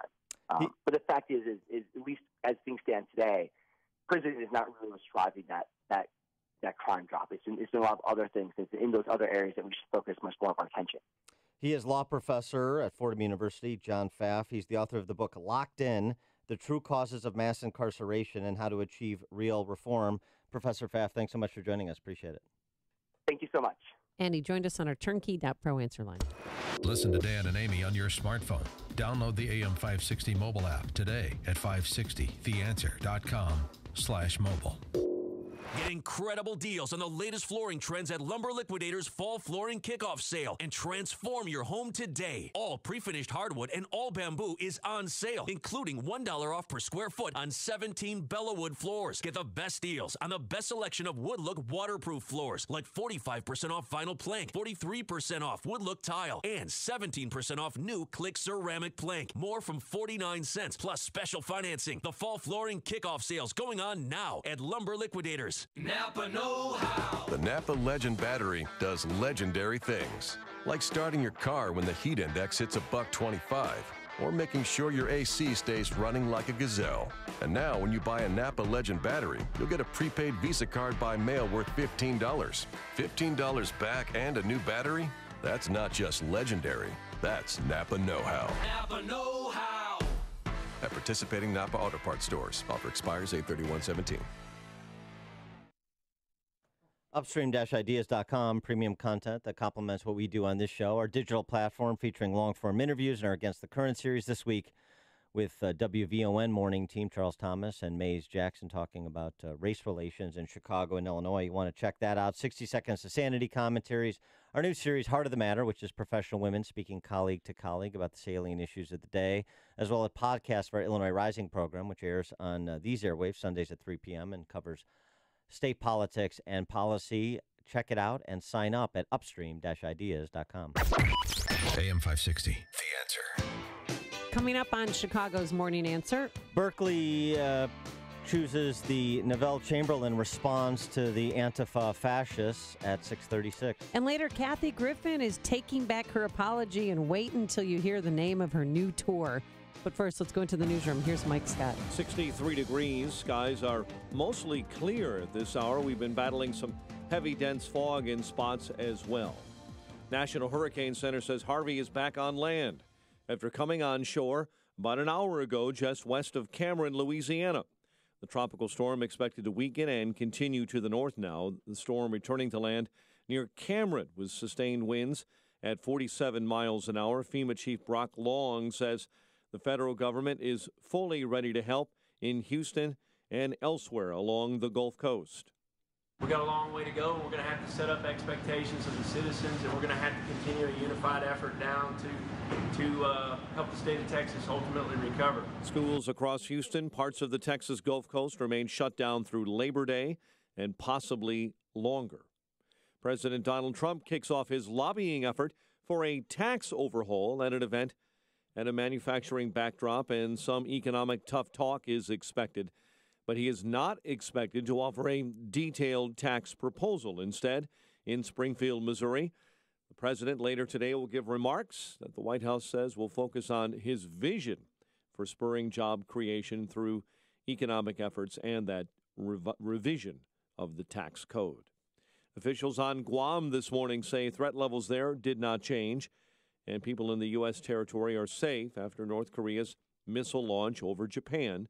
U.S. Ambassador to the UN Nikki Haley wanted the world to respond with one voice to the North Korean missile launch. I think we have a lot to talk about today. And so with all of our partners, what we hope is that China and Russia continues to work with us like they have in the past on North Korea. But I think enough is enough. Haley called the missile launch that traveled over Japan an irresponsible act.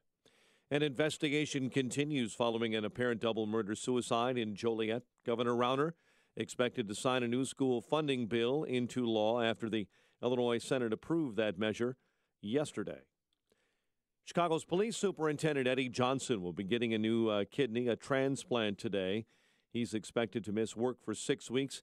His son Daniel is the donor. Cubs over the Pirates 4-1. Twins build an early lead and hold on at Target Field for a 6-4 win over the White Sox. The news service of Napa Auto Parts, with quality parts and more than 90 years of experience. Napa Auto Parts can help you keep your car on the road all summer long. So stop by your local Napa store and keep it running longer, stronger with Napa know-how. 6:33 is our time. We'll have a check of traffic and weather on the way next on AM 560. Visit Discount Tire this Friday and Saturday for up to $320 in Visa prepaid cards when you buy select packages with Discount Tire credit. Discount Tire, America's neighborhood tire store. When Hurricane Harvey struck Texas and the Gulf Coast over the weekend, the world turned upside down for children and families in its path. When disaster strikes, children suffer in unimaginable ways, and Save the Children is there to meet their unique needs. Even now, Save the Children is in Texas and along the Gulf Coast, making sure hurt and frightened children impacted by Hurricane Harvey get the help they need. To care for and protect children has been the mission of Save the Children for nearly 100 years, so when tragedies like Hurricane Harvey strike, they're prepared and they're on the ground for children and their families around the world and right here at home. Your $50 right now to Save the Children will deliver essential supplies for families forced to evacuate, including hygiene kits, blankets, portable cribs, and strollers. Children are counting on us. Call 888-248-0312. That's 888-248-0312. Or give online right now at savethechildren.org/radio. Acme Home Insurance. Yes, I'd like to make a claim. What are you wanting to claim, sir? My air conditioner broke down. Sorry, but your home insurance doesn't cover air conditioner breakdowns. So what do you cover? Home damage from things like earthquakes, volcanoes, a zombie apocalypse. A zombie apocalypse? But that'll never happen. But if it did, you'd be covered, sir. But not my air conditioner? I'm afraid not. But his air conditioner could have been covered with a home warranty from American Home Shield. We cover major components of air conditioners, plus 20 other home systems and appliances, like electrical systems, plumbing, refrigerators, and more. For valuable free information, call 1-800-400-6096. Homeowners insurance can cover what might happen. Zombies are coming! But a home warranty helps cover what will happen. Now the dryer won't work. Be sure with the Shield. American Home Shield. For valuable free information, call 1-800-400-6096. That's 1-800-400-6096. 1-800-400-6096. It is 6:36. Let's get an update on the roads in the Alarm Detection Systems Traffic Center. Here's Jim. Mike in Woodstock on 14 at Lake Avenue. There's a collision involving a law enforcement vehicle And in Barrington on 14, east of Algonquin, there's a vehicle fire.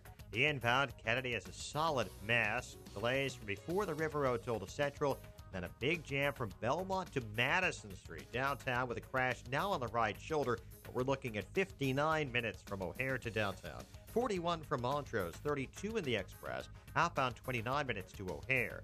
Edens, 22 minutes, Lake Cook to the Kennedy. Outbound 21. The Eisenhower's 47 minutes, Thorndale to the Post Office. Outbound 34. Stevenson, 50 minutes, 355 to Lakeshore Drive. Outbound 35. Ryan, 29 minutes, 95th to downtown. Northbound Tri-State. Slow 95th to LaGrange Road. From the Stevenson to the Hinsdale Oasis. And from the Reagan Tollway to the Grand Avenue Curve. 8094 eastbound at Torrance. Watch out for some wood debris on the roadway. Westbound, we see delays from Grant to Burr. Traffic service of Sleep Number. It's the biggest sale of the year at Sleep Number, where all beds are on sale. Save an incredible 50% on a Labor Day limited edition bed with special financing available. Ends Monday. Find a store near you at sleepnumber.com. Traffic answers when you need them most. I'm Jim Talamonte, AM 560, The Answer. Chicago's Morning Answer continues next. Your official Chicagoland weather forecast. Sun and clouds today, high near 80. Increasing clouds overnight, 64. We'll have a morning shower tomorrow, but only a high of 72. Currently, we have 63 at O'Hare. Next news coming up at 7. Chicago's Morning Answer with Dan and Amy continues next on AM 560, The Answer. Are you sure your business is being seen online? Visit beingseen360.com to discover how being seen online can improve traffic, leads, and sales. beingseen360.com. If you're talking about it, I'll be talking about it. Dennis Prager here. Join me this morning at 11, right here on AM 560, The Answer. Good morning, Dan and Amy. Love the Foo Fighters. What's not to love about them? No, Dave Grohl. Along with Chris Cornell, it's two of the great musicians of my generation, Amy. That's right. Your generation. That's distinguished from yours. Yeah. All right. So in Berkeley, I had that row with Antifa fascists over the weekend. And so the Berkeley mayor has responded to plans for a free speech week next month at University of California, Berkeley campus. Where free speech was born. Express yourself. Berkeley Mayor Neville Chamberlain wants peace in our time. He is not on board with Free Speech Week, wants it canceled. Really? Mayor For safety reasons? Jesse Arguin. He doesn't want Berkeley to be used, quote, as a punching bag, unquote. Concerned about these groups using large protests to create mayhem. It's something we've seen in Oakland and Berkeley. So the response to... Yeah, over the weekend, 13 people were arrested, and they were people dressed in black-clad costumes or outfits, whatever you want to call them, and they assaulted peaceful Trump supporters. So the response to Free Speech Week and the threat posed by those who would silence people's speech is to give in to the silencers. One of those who was on scene over the weekend in Berkeley and who was accosted by these leftist thugs, and that's what they are, R.C. Maxwell, a young African-American gentleman who is a Trump supporter. Yeah, the blow-by-blow is simple. You know, on my way to the other side, I was harassed by people who knew who I was, and they kept imploring me, put back on your MAGA hat, put on your MAGA hat. And obviously I had it off because, I didn't want to be that arrogant and that brash with the other side. I legitimately wanted to talk to them, as a black man who, specifically grew up in a lot of the areas in the black community. So, the blow-by-blow is simple. I was quickly encircled by Antifa and these counter-protesters. They yelled racialized attacks, sell out, Uncle Tom, words I hear commonly. And I really just tried to reason with the other side, explain to them what illegal immigration has done to the black community, and this is why I feel the way I do. And before I could really have any dialogue with the other side, their emotions got the better of them. And, I was attacked multiple times, the sucker punch, and then obviously I was also pepper sprayed, choked, and tackled. So I think this is a lesson, hopefully going forward, about the dangers of, playing up the notion that conservatives are racist and Nazis, because clearly I'm not. And placating, which I think was where he was going next, Mr. Maxwell, placating those thugs who want to advance their particular poisonous ideology with violence. R.C. Maxwell. That was an interview with Stefan Molyneux, by the way, who also got the interview with James Damore from Google after he was fired, the same podcaster.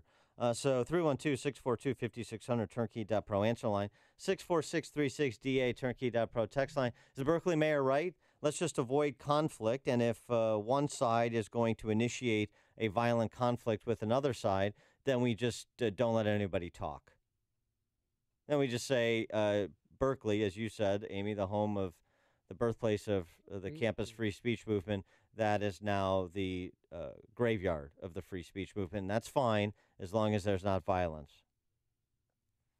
It's ridiculous. I mean, one of the groups that wants to protest, I'm sure, is going to file a lawsuit because isn't that their right to have a free speech week? Well, Berkeley is a state institution. You could argue it's a public square. So, I mean, there are time, place, manner restrictions on your free speech rights.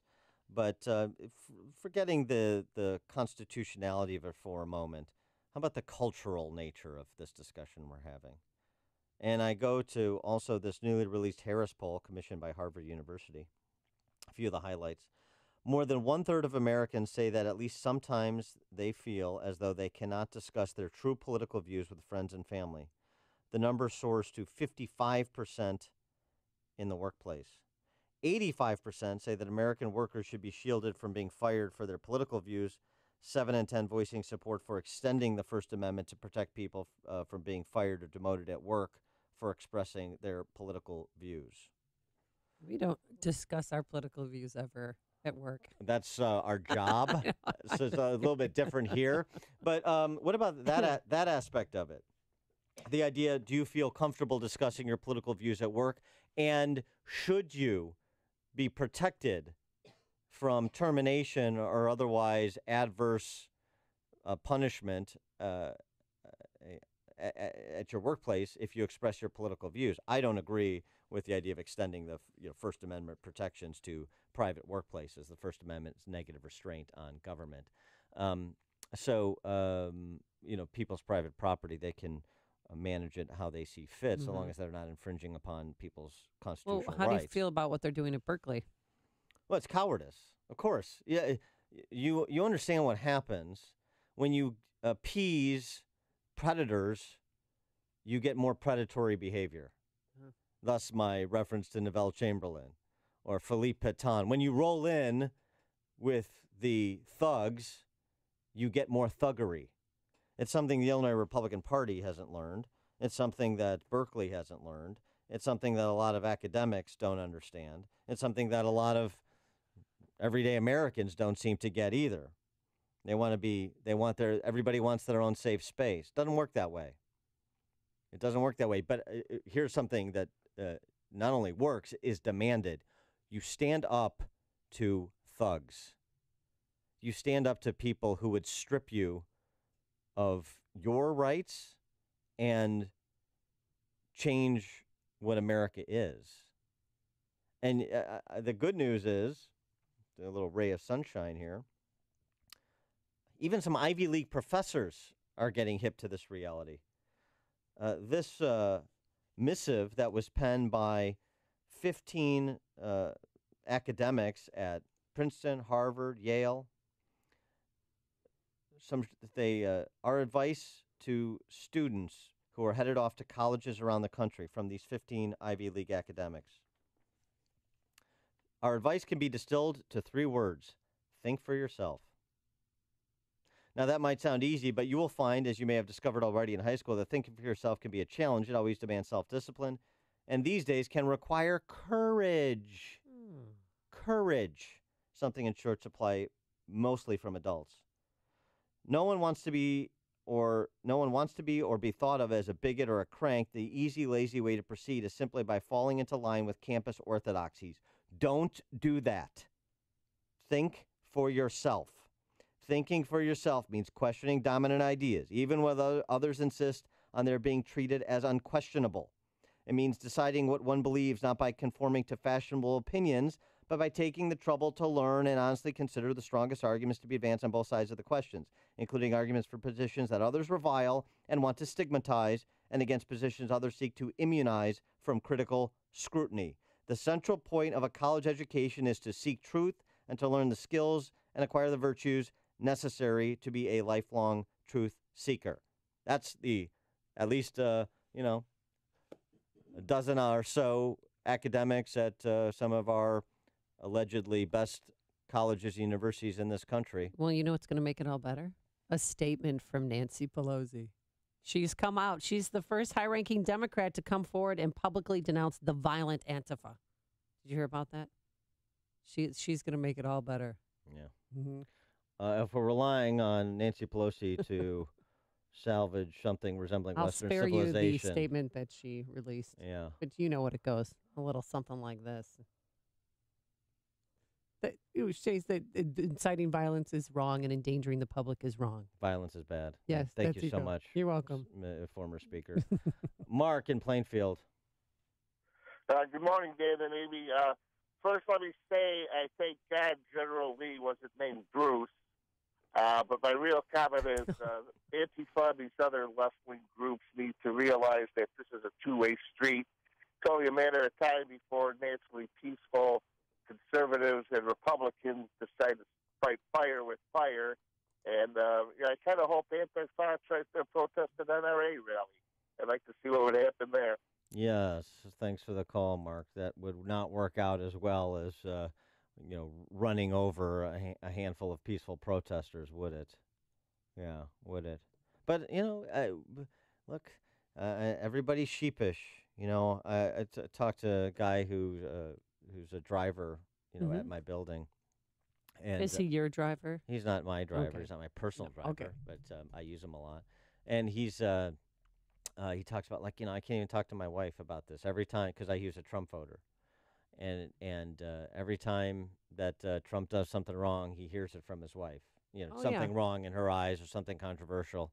And so he's just like, I'm just done. I'm just done talking about politics with anybody. I'm done talking about it to my wife and anybody. I'm just going to keep my mouth shut. And that's not. No. That's no way to live. That's not correct. It's no way to live. And you're not doing yourself or anybody else a service by keeping your opinions to yourself. The way to sharpen your opinions and to inform your opinions is to have them challenged and then do more learning and thinking and researching. I mean, that's the great thing about this show and being able to be on the radio is I get to do what a lot of people don't have the time to do, family and their actual day jobs and so forth. Not only express my views on things, but have the time just to read and think that a lot of people don't have. You got to make the time to do those things. It's just part of being an American. It really is. Jim and Joliet, you're on Chicago's Morning Answer. I kind of got to disagree with you there. I stay to myself. I've carved out a wonderful life. I'm absolutely invisible. I have my own opinions, but I'm not going to tell anybody else how to live. That's not what I'm saying. Well, you're saying you have to get out there and engage. Well, no, you don't. No, you don't have to. No. Wonderful life. Yes. I have no problem. I go to sleep at night. It's wonderful. I'm never angry. Nobody's ever angry at me.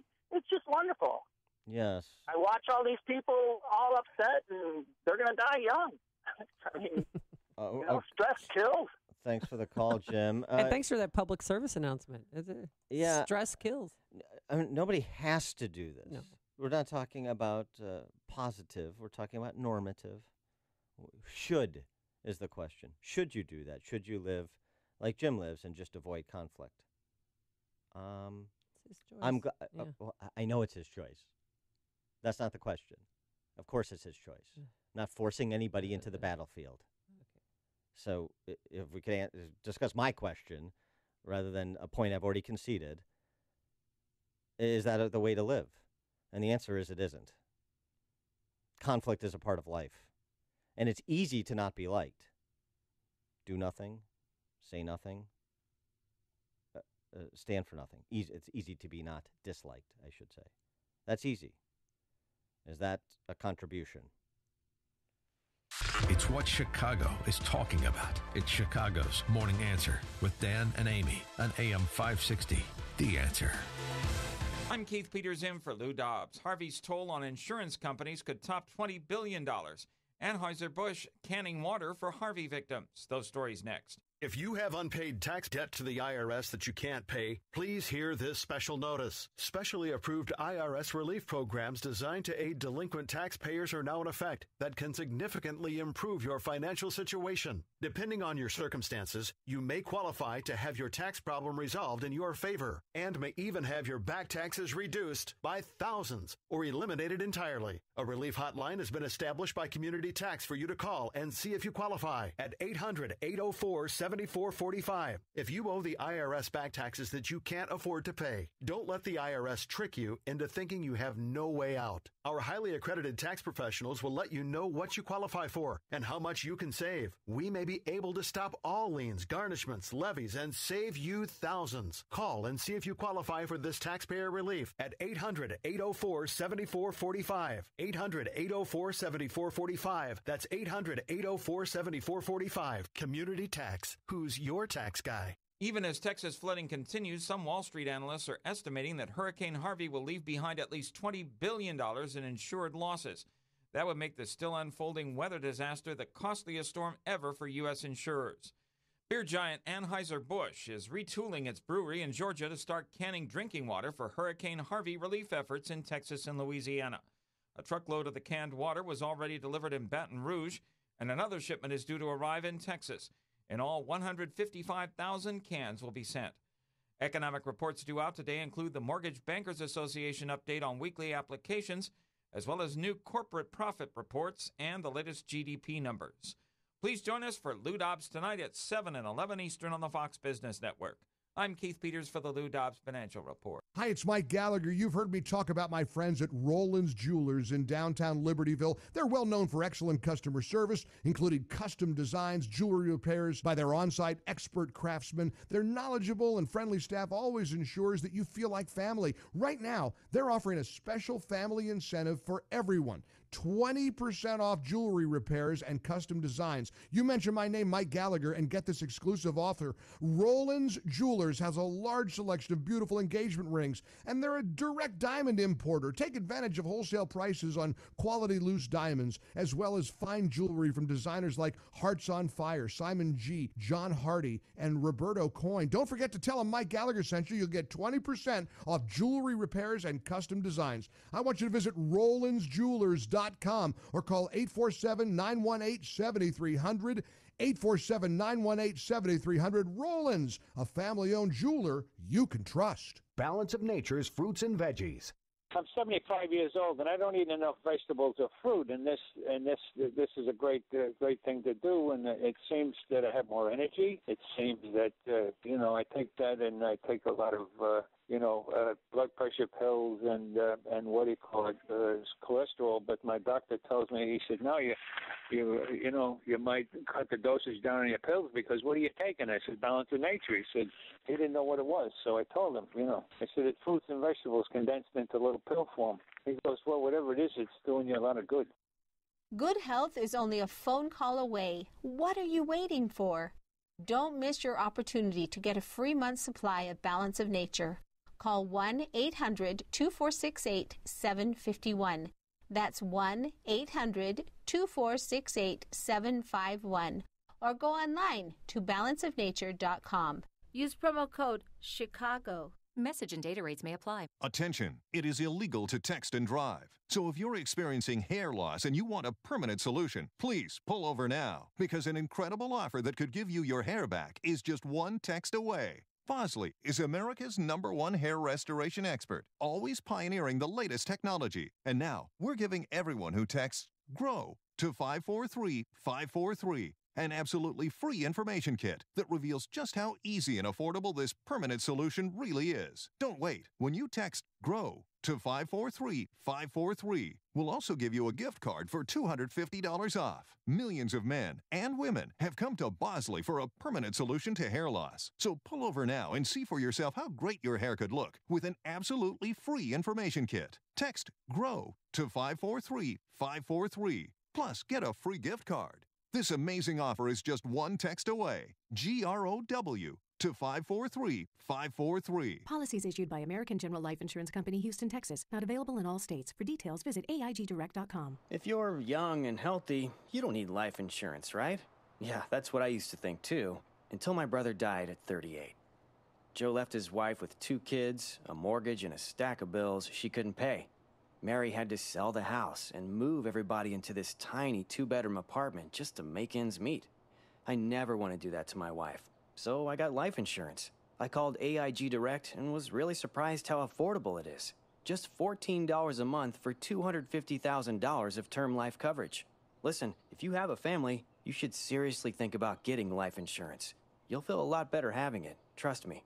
Call AIG Direct for a free, no-obligation quote. The call takes less than 5 minutes, and you could save up to 70%. Call now, 1-800-700-5593. That's 1-800-700-5593. 1-800-700-5593. Signature Bank is Chicago's fastest-growing, independently owned business bank. It's a bank where relationships still matter.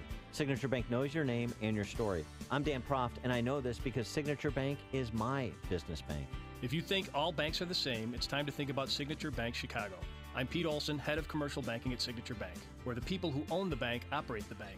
Not in an abstract way, but in the same hands-on, personalized way that you run your business. We don't rely on a legion of business developers to find new relationships. We don't trust an outsourced phone bank to address your customer service needs, and we don't delegate decision-making to some anonymous credit committee that you'll never meet. We do everything we can to help you succeed, because if you don't succeed, we don't succeed. Call us today to see the Signature Bank difference. Signature Bank is looking for their next success story. Learn more about turning your business vision into reality. Visit signature-bank.com. Signature Bank, helping local businesses succeed. Member FDIC, Equal Housing Lender. What do you call charging thousands of dollars for hearing aids? I call it outrageous, because hearing should not be a privilege for the rich. It's a basic right everyone deserves. Hi, I'm Dr. Chiracuri, board-certified ear, nose, and throat physician. If you or a loved one suffer from hearing loss but can't afford thousands for a hearing aid, I created MD Hearing Aid for you, a high-quality medical-grade hearing aid for a fraction of that price. Try MD Hearing Aid at home, risk-free for 45 days. Call 1-800-300-0868. No costly doctor's visit. No expensive and time-consuming fittings or appointments. No ugly, old-fashioned hearing aid that costs thousands. MD Hearing Aid is an FDA-registered, audiologist-tested hearing aid that's discreet and lets you hear what you've been missing at a savings of more than 80% off the average price of a traditional hearing aid. Try MD Hearing Aid risk-free for 45 days. Call 1-800-300-0868. Plus, you'll get free shipping and free batteries for a year. 1-800-300-0868. AM 560, The Answer. Coming up on Chicago's Morning Answer. How Hurricane Harvey was both a natural disaster and a man-made disaster at 7:07. And later, Kathy Griffin not only takes back her apology, but she goes after Sheriff Joe. First, though, let's go into the newsroom. Here is Mike Scott. Amy and Dan, here are the stories that we are following right now. Attorney General Lisa Madigan sues the city of Chicago over police reform. The Illinois Senate approves a school funding bill. Chicago's top cop getting a kidney transplant today. Cubs clip the Pirates. Twins turn back the White Sox. Sun and clouds mix for the start of your day. WIND Chicago News Time, 7 o'clock. It's not as big as Houston, but Port Arthur, Texas may be in worse shape now. I'm Dave Anthony, Fox News. The mayor of the city, 90 miles from Houston, says virtually every home is underwater, urging people to get to higher ground. Even a shelter full of evacuees flooded early this morning and needed to be evacuated. They don't have enough people to answer 911 calls. We were seeing there was one woman who was on Twitter saying, my phone battery is at 9%. I don't have power. I can't charge it up. I'm pregnant and I have no way to get out of here. Please, asking people that her friends on Twitter to keep calling 911 for her. Fox's Rob Schmidt in also flooded Sugar Land. The National Weather Service has also issued a flash flood emergency for 5 southeast Texas counties as Tropical Storm Harvey makes a third landfall moving into Louisiana. Thus far, things are not going as bad as we had feared, and we're hopeful that we're going to be able to get through the next 24 hours or so without a tremendous amount of damage. Governor John Bell Edwards, more than a foot of rain could fall in some areas. In Houston, the sun just came up. The end of the rain may be in sight. But Mayor Sylvester Turner says the flooding could still worsen in his city. Fox's Zebin Brown is there live. Yeah, Dave, when Pastor David Steen opened up his Memorial Drive Presbyterian Church as a shelter, he didn't dream he'd get so many donations of food and clothes he'd have to share with other shelters. But it's also indicative of Houston. Houston is an amazingly entrepreneurial and generous city. His church will be home to a few hundred people for now. Cedric Hager helped pull his neighbors to safety when the bayou flooded his condo. I was in the military, so a cot is like a bed to me anyway. I don't know that I'll sleep anytime soon. The first thing I did is got a bunch of coffee.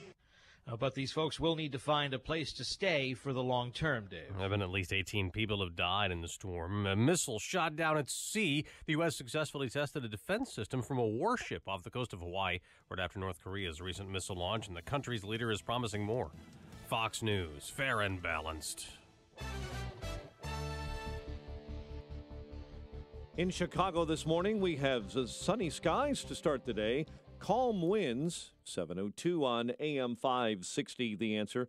Good morning, I'm Mike Scott, and the investigation is continuing at this hour following an apparent double murder-suicide in Joliet involving a woman and her 5-year-old twin daughters. Authorities believe the mother shot and killed her daughters before turning the gun on herself. Bodies of 41-year-old Celisa Henning and Michaela and Addison Henning were found Monday. Governor Rauner expected to sign a new school funding bill into law. The Illinois Senate approving that measure yesterday. The bill gives the Chicago public schools the ability to further raise property taxes and bail out a failing pension system.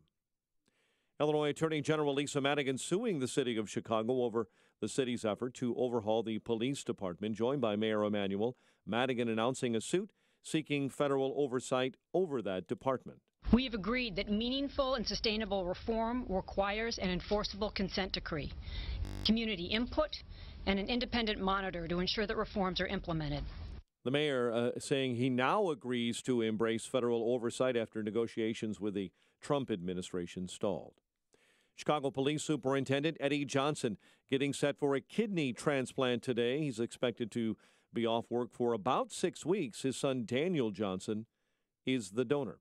The FBI offering a $25,000 reward for information that helps find the gunman responsible for a deadly shooting this month at a Great Lakes dragway near Union Grove, Wisconsin. 3 Aurora men were shot and killed August 13. All of those victims were known gang members. Cubs over the Pirates 4-1. White Sox fall to the Twins 6-4 at Target Field. Former Michigan State basketball coach Judd Heathcote, dead at the age of 90, coached the Magic Johnson-led Spartans to the 1979 national title. The news service of Napa Auto Parts this month at participating Napa Auto Parts stores. The Napa Legend battery comes with a prepaid Visa card worth $15 by mail. So start every drive with a Legend and save yourself some money with the Napa Legend battery. 7:04, a check of traffic and weather on the way next on AM 560. Larry Elder has a suggestion to replace Confederate statues. Let's take down every one of these Confederate monuments, since it's the left that wants us to view past history through the prism of modern-day sensibilities. Let's replace the monuments with a plaque, and the plaque will say, Democrats founded the Klan. The Democrat voted against the 13th Amendment that freed the slaves. Let's talk about the racist, sordid history of the Democratic Party. The Larry Elder Show. Weeknights at 7, right before Jay Sekulow at 9 on AM 560. The Answer. Can you mow a yard, clean a house, haul off some junk? Then you can make extra money with the Tackle app. Tackle is an amazing new app that connects people who can perform small jobs with customers who need them done. Signing up is easy, so become a Tackle provider today. Go to tackle.com to join. That's TAKL.com. As a Tackle provider, you can be your own boss, set your own hours, and make great money. Go to TAKL.com today. Men, if you're like me, you appreciate the feeling of a smooth, clean shave. But you're tired of paying $32 for new blades. Stop messing around with those generic razors and start shaving with Harry's for half the price. Harry's is so confident in the quality of their blades, they'll send you their most popular shave set, shaving cream, and post-shave balm for free when you cover shipping, a total value of $20. Just go to harrys.com now and enter code 0707 at checkout to redeem your shave set. That's harrys.com, code 0707. 7:06. Let's get an update on the roads this morning. Your ride to work in the Alarm Detection Systems Traffic Center with Jim Talamonte. Thanks, Mark. We've had two collisions in Woodstock this morning involving law enforcement vehicles, deputy vehicles. The first one at 14 and Lake Avenue was cleared. The second one is at 120 and 47. Eden's inbound, heavy 2E to Montrose, 25 minutes from Lake Cook to the junction, outbound 26. The Kennedy, after a crash downtown at Madison, is an hour and 14-minute drive from O'Hare to downtown. 42 minutes from Montrose, 35 in the Express. Outbound 40 to Montrose, 59 to the airport. The Eisenhower is an hour from Thorndale to downtown. Outbound 43 minutes. The Stevenson, 58 minutes, 355 to Lakeshore Drive, outbound 40. Ryan, 29 minutes from 95th to downtown. I-57, 25 minutes. I-80 to the merge, Bishop 420. Tri-State southbound slow from past 137 to 176. Northbound heavy delays. Southwest Highway to 47th and from the Reagan Tollway to the Grand Avenue curve. Reagan Tollway tight to the Orbital to Wyola and 59 to Winfield. Veterans Memorial slow Boughton to Maple and Butterfield to Roosevelt. Traffic answers when you need them most. I'm Jim Talamonte, AM 560, The Answer. Chicago's Morning Answer continues next. Your official Chicagoland weather forecast. The latest with our meteorologist, Michael Stack. Today, sun and some clouds with a high of 80. Increasing cloudiness tonight with a low of 65. A shower in the area tomorrow morning. Otherwise, clouds giving way to some sun, breezy, not as warm tomorrow with a high of 73. I'm Alex Rabb on AM 560, The Answer. 62 degrees at O'Hare. I'll have your next news update at 7:30. Chicago's Morning Answer with Dan and Amy continues next on AM 560, The Answer. This hourly segment is brought to you by Tasty Catering. The best company picnics come from tastycatering.com. This is Chicago's Morning Answer with Dan Proft and Amy Jacobson on AM 560, The Answer.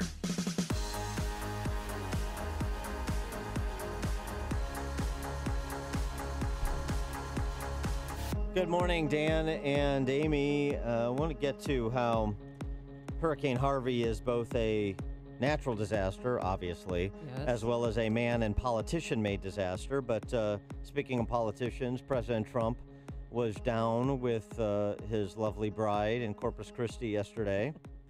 And what were they wearing? She was sporting a FLOTUS hat, which I thought was... it's awesome. Yeah, very nice. Good for her. She's owning that. But on the way out of the White House, she had on 6-inch stilettos, which is fine. But then when she was walking to get on that helicopter there, her heels were sinking into the grass.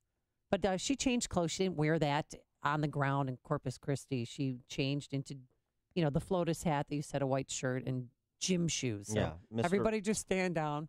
But she's just gorgeous. I mean, you got to look at her. Every time there's a picture of her, you have to check it out, Did her Mr. Rogers shoe change on the way down there, and everything was fine. And then President Trump did a briefing with Texas Governor Greg Abbott, in which they exchanged bon mots. Learned is we can count on the President of the United States and his staff for helping Texas. We want to do it better than ever before. We want to be looked at in 5 years and 10 years from now as this is the way to do it. This was of epic proportion. Nobody's ever seen anything like this. And I just want to say that working with the governor and his entire team has been an honor for us. So, Governor, again, thank you very much. And you want to say, we'll congratulate each other when it's all finished.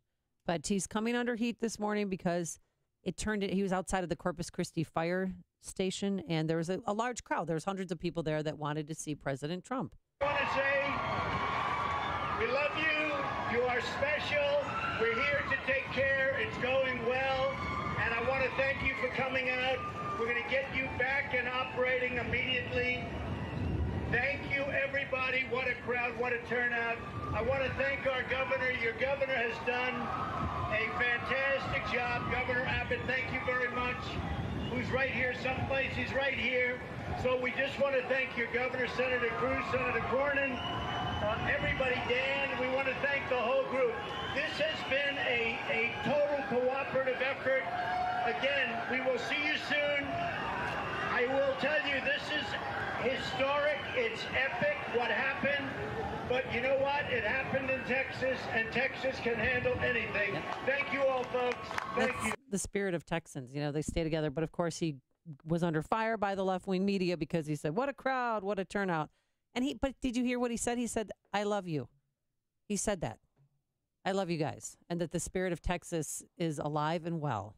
And we're not going to forget you. So I don't know. I think they wanted him to hug some flood victims or maybe go on a boat.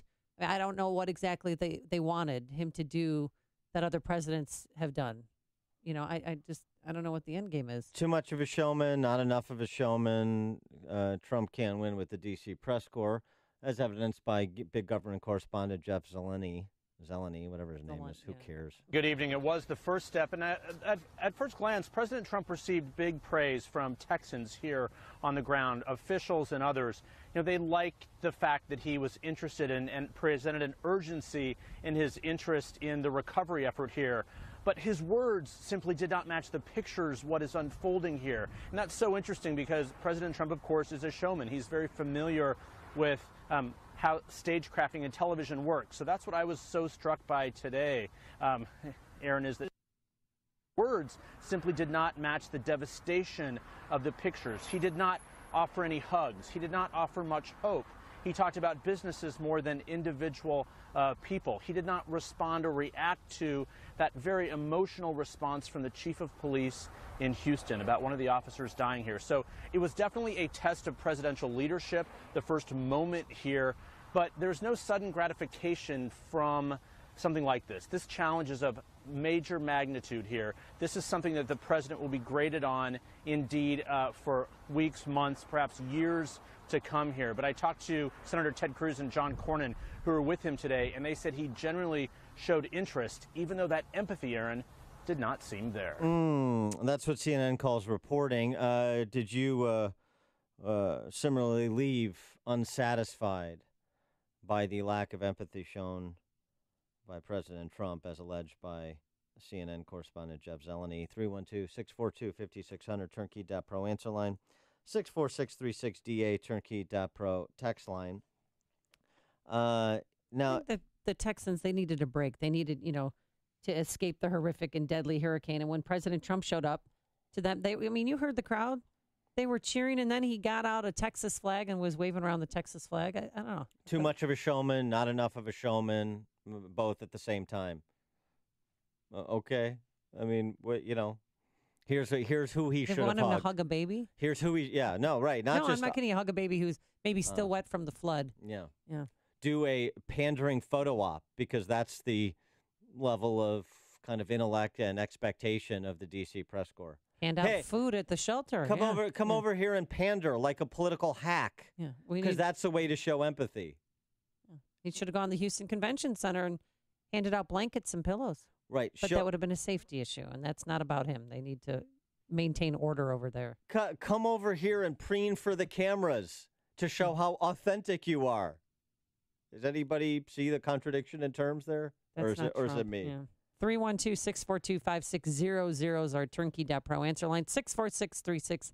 Type in DA, then a quick comment. Now, there's good news on the response front in terms of lessons learned from Katrina, where FEMA had, prior to Katrina, waited for governors to request assistance. This time, FEMA was on the ground in Texas 2 days before Harvey made landfall, working with local partners. There's also a private industry was more prepared. Just for example, the big telecom companies. As of Sunday, just 4% of the 7,804 cell sites in Harvey's path were knocked out, meaning that even though often the lines were busy, more emergency calls got through because of the planning by telecom companies and other corporate partners who've helped with the preparation as well as the response. But there's also the other side of this, too. I mean, if we're thinking about policymaking going forward, there's an excellent piece in Politico, of all places, but let's give credit where credit's due, how Washington made Harvey worse. A report on the federal government's flood insurance programs demonstrates how it's making catastrophes worse by, again, moral hazards, providing perverse incentives that encourage Americans to build and rebuild in flood-prone areas. The report entitled Higher Ground looked at federal data and found that just 2% of the program's insured properties were receiving 40% of its damage claims. The most egregious example, a home that flooded 16 times in 18 years, netting its owners more than $800,000 in flood insurance claims, even though the home was valued at less than $115,000. What kind of sense does that make? By the way, that home? Yes. Located in Houston, along with more than half of America's worst repetitive loss properties identified in this report, Higher Ground. Houston's problem has been runaway development in flood-prone areas, accelerated by heavily subsidized federal flood insurance. The federal flood insurance program, as we mentioned yesterday, now nearly $25 billion in the red, and that's going to climb in response to Harvey. So, part of this discussion, it's not political. It's a conversation about competence. What are the incentives you're presenting? What are the implications of the public policy choices you're making, and should you make different ones? And this is in response to the real politicization of this. This is all climate change, and storms are getting more severe. As the Politico article points out, climate change is not occurring fast enough to explain dramatic spikes in disaster costs. All 7 of the billion-dollar floods in American history have made landfall in the 21st century. Harvey will be the 8th. Experts believe the main culprit is the explosive growth of low-lying riverline and coastal development, which has had the double effect of increasing floods while moving more property into the path of those floods. For example, an investigation last year by the Texas Tribune found that the Houston area's impervious surfaces increased by 25% between 96 and to 2011, as thousands of new homes were built around its bayous. So we talk cement pavers. I mean, the water's got to go somewhere. It can't be absorbed in the ground. Well, right. So we talked about Houston's infamous lack of zoning laws, but it's federal incentives that are leading people to do things they otherwise wouldn't normally do because the risk would be too great. And so you have a natural disaster that's exacerbated by the man-made disaster of bad public policy. And that's an important part of the discussion. And it's, this is a bipartisan problem and issue. Rich and Niles, you're on Chicago's Morning Answer. Years ago, I remember it was 15 minutes of national news, 15 minutes of local news. John Cameron Swayze was the guy that read the national news. And that's all he did. He'd sit there and he read the news for 15 minutes. But then they decided it wasn't good enough, so they brought in Walter Cronkite, and that's when everything started going downhill, because Walter Cronkite started giving his own opinion on stuff, and the rest of the newscast started following his lead. And then we wound up with every network broadcasting the same news at the same time. And I understand they were getting their information from the New York New York Times, and every broadcast was exactly the same. And then it just got worse and worse after that. And I think there was a time there where there was a law that if you had something on a broadcast that didn't agree with somebody, you had to give them equal time, and that prevented anybody from getting on there and giving their opinion on what the news was. Thanks for the call. Thanks for the call, Rich. Appreciate that. Yeah, and just to build on that point, now we've gone 180 degrees, where Gerard Baker, the editor at Wall Street Journal, is being criticized by the big government press corps for telling his reporters, hey, just report the facts and skip the exegesis and skip the infusion of your opinion into the stories. Just report what you know to be true. And that's being criticized. Ralph and Rantoul. Yeah, exegesis, that's a big word. I bet you most of the journalists just heard extra Jesus and thought keep religion out of their stories. Those extra Reese's Pieces, personally, but okay. Yeah, I think that, first of all, I need more crying in my reporters. I like to see them holding handkerchiefs like Jerry Lewis during a telethon. I think it would just... Too soon. Come on, man, fakery. please. Well, it's just good fakery. It's a good tell, that they're crying like Chuck Schumer at a press conference, only because he wasn't the first one in front of the camera. And by the way, if you're looking at a house and it's chained to a tree and its foundation is a bunch of empty 55-gallon barrels, Don't skip the house. You're in a bad zone. That's a great Jeff Foxworthy impersonation you do, Ralph. Very good. Thanks for the call. Very funny as always from Ralph. Oh gosh. if your house is chained to a tree, you might want to move on. Dennis in Crystal Lake. Hey, Dan. Well, he accomplished one thing and he didn't accomplish another. The thing he didn't accomplish was, I guess, reporters were all bummed out that he failed to incite riots and murders of police. And the thing he did do was him and Melania actually gave people a little respite from the agony they're going through. Is it really that bad? Calgon, take me away. Thanks for the call, Dennis, and enjoy your bubble bath. George in Libertyville. Hey guys, yeah, that Ralph was pretty funny. He goes down there and then gets ridiculed for what he doesn't do. If Obama was president, here's how it would read: President Obama on the golf course today said that he made the emotionally difficult decision not to attend the Houston disaster, to not to create any further distractions, and the media would be like, "What a great guy." Thanks for the call, George. Annie in Lakeview. Oh, thank you for taking my call. Yes, I would say that President Trump is a builder, and this is his opportunity to rebuild Houston, maybe make it flood-free. Also, maybe there's people willing and able to go down and build a wall, start building the wall in the meantime. Okay, thanks for the call, Annie. Will in Skokie. Hey, how you doing? The thing that the newscaster there from CNN was talking about, this is the metric which Trump will be judged. The problem is that they want to do the judging. They don't want the American people to do the judging. I also like you to compare and contrast this versus Katrina and how the people on the ground are acting. In Katrina, it was like, oh, you've got to come and take us out of the city, as opposed to we're going to take ourselves out or have our neighbors take us out. In Katrina, they put them in that big dome, and there was fighting and gang stuff and murders. In Houston, they put them in, I don't know, some kind of convention center, and they're helping each other. So I just, compare and contrast what happens in the liberal Democratic states versus the Republican states. Thanks for the call, Will. You've made the switch, and it feels so good.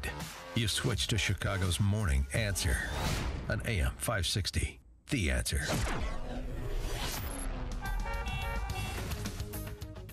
Forecast for today, plenty of sunshine and warm weather. Enjoy it because we're going to take a dip the next few days. Today, a high of 80 tomorrow. And on Friday, it's going to be highs in the low 70s.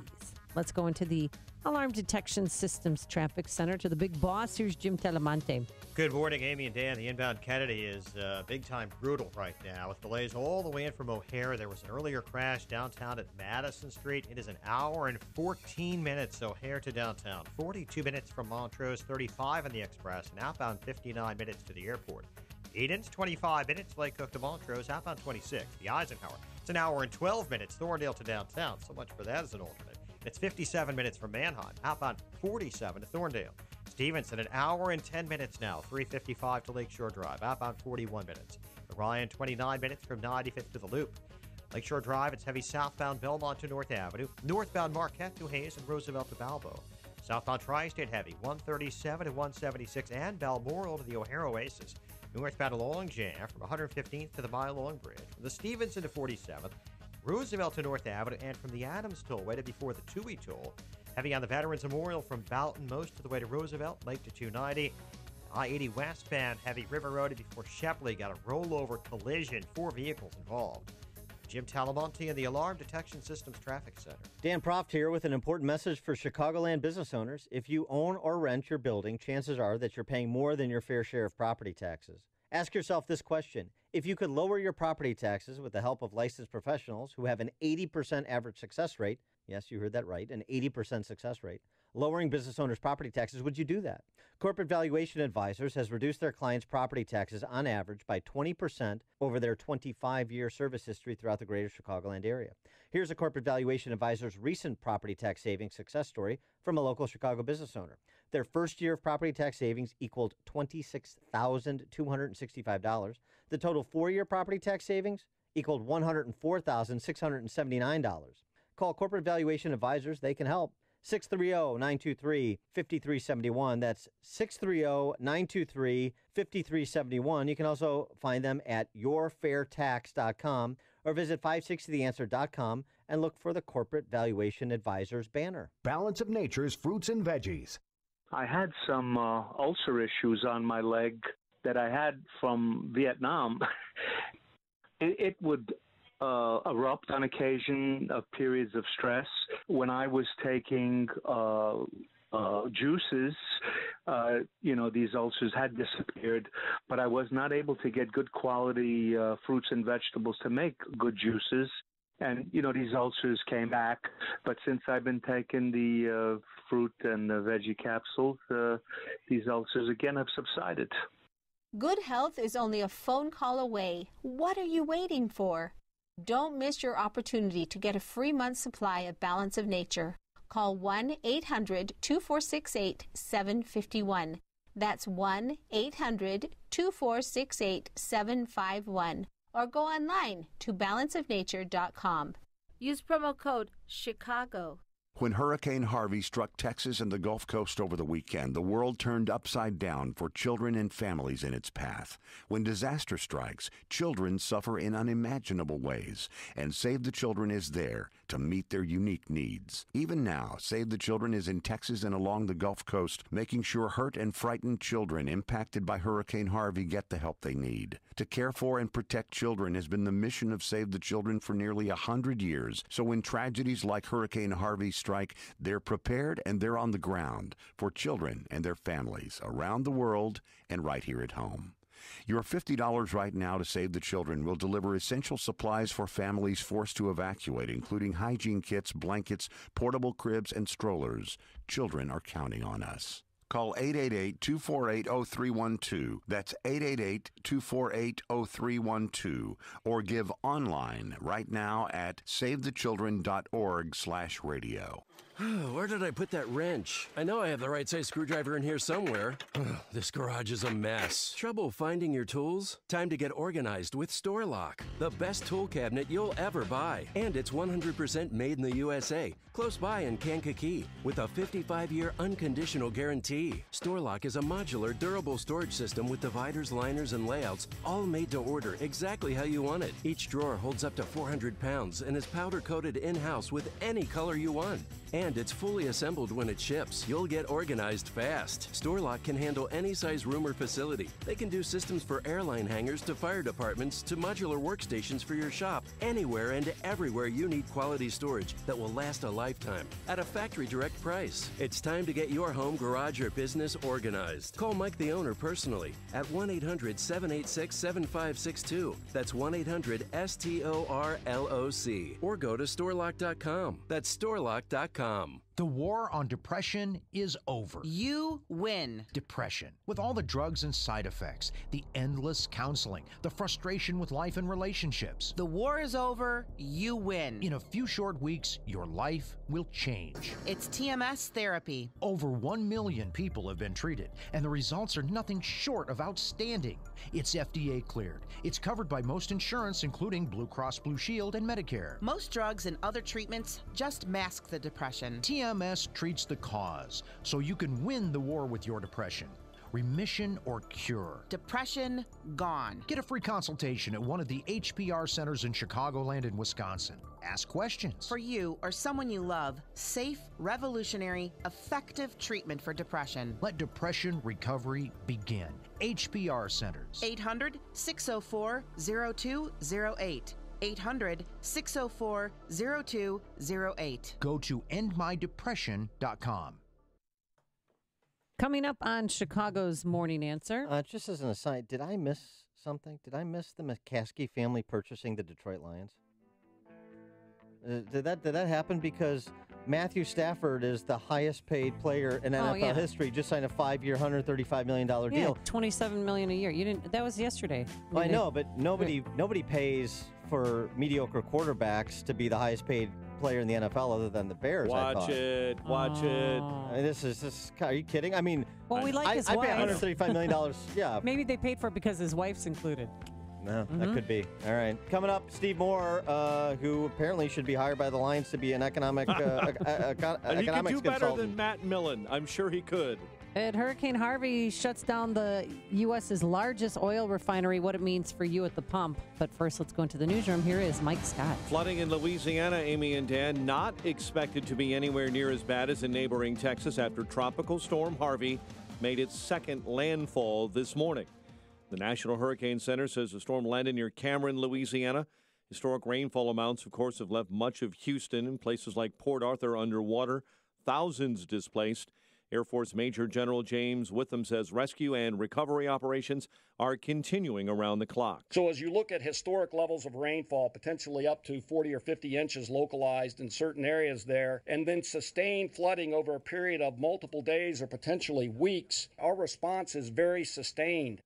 Former President George W. Bush says while the days are dark in the wake of Hurricane Harvey, they're going to get better. The former president speaking to members of the Southern Methodist University football team in Dallas yesterday, especially addressing many players on that squad who are from Houston. If you're from that area, you'll be amazed at the people who come down there to help. All kinds of people. And so the days are dark now, but they're going to get better. Former president reminding the squad they are not alone and that rebuilding will come. An investigation continues following an apparent double murder-suicide in Joliet involving a woman and her 5-year-old twin daughters. Governor Rauner is expected to sign a new school funding bill into law after passing the Illinois Senate yesterday. Chicago's police superintendent Eddie Johnson will be getting a kidney transplant today. He'll be out for 6 weeks. His son Daniel Johnson is the donor. Cubs over the Pirates 4-1, while the Twins build an early lead and hold on to beat the White Sox 6-4. The news service of your local Chrysler, Jeep, Dodge, and Ram dealer. It's the Labor Day sales event at your local Chrysler, Jeep, Dodge, and Ram dealer. Get incredible deals on the award-winning lineup, but don't wait. These deals will not last long. Hurry in and see your local Chrysler, Jeep, Dodge, and Ram dealer today. 7:33 is our time. We'll have a check of traffic and weather on the way next on AM 560. Mike Gallagher says it's not time to play politics. I run away from the politicizing of natural disasters. I hate political gamesmanship that people engage in. This is not a time for that.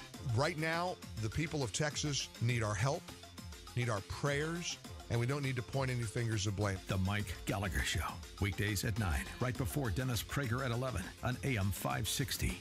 The Answer.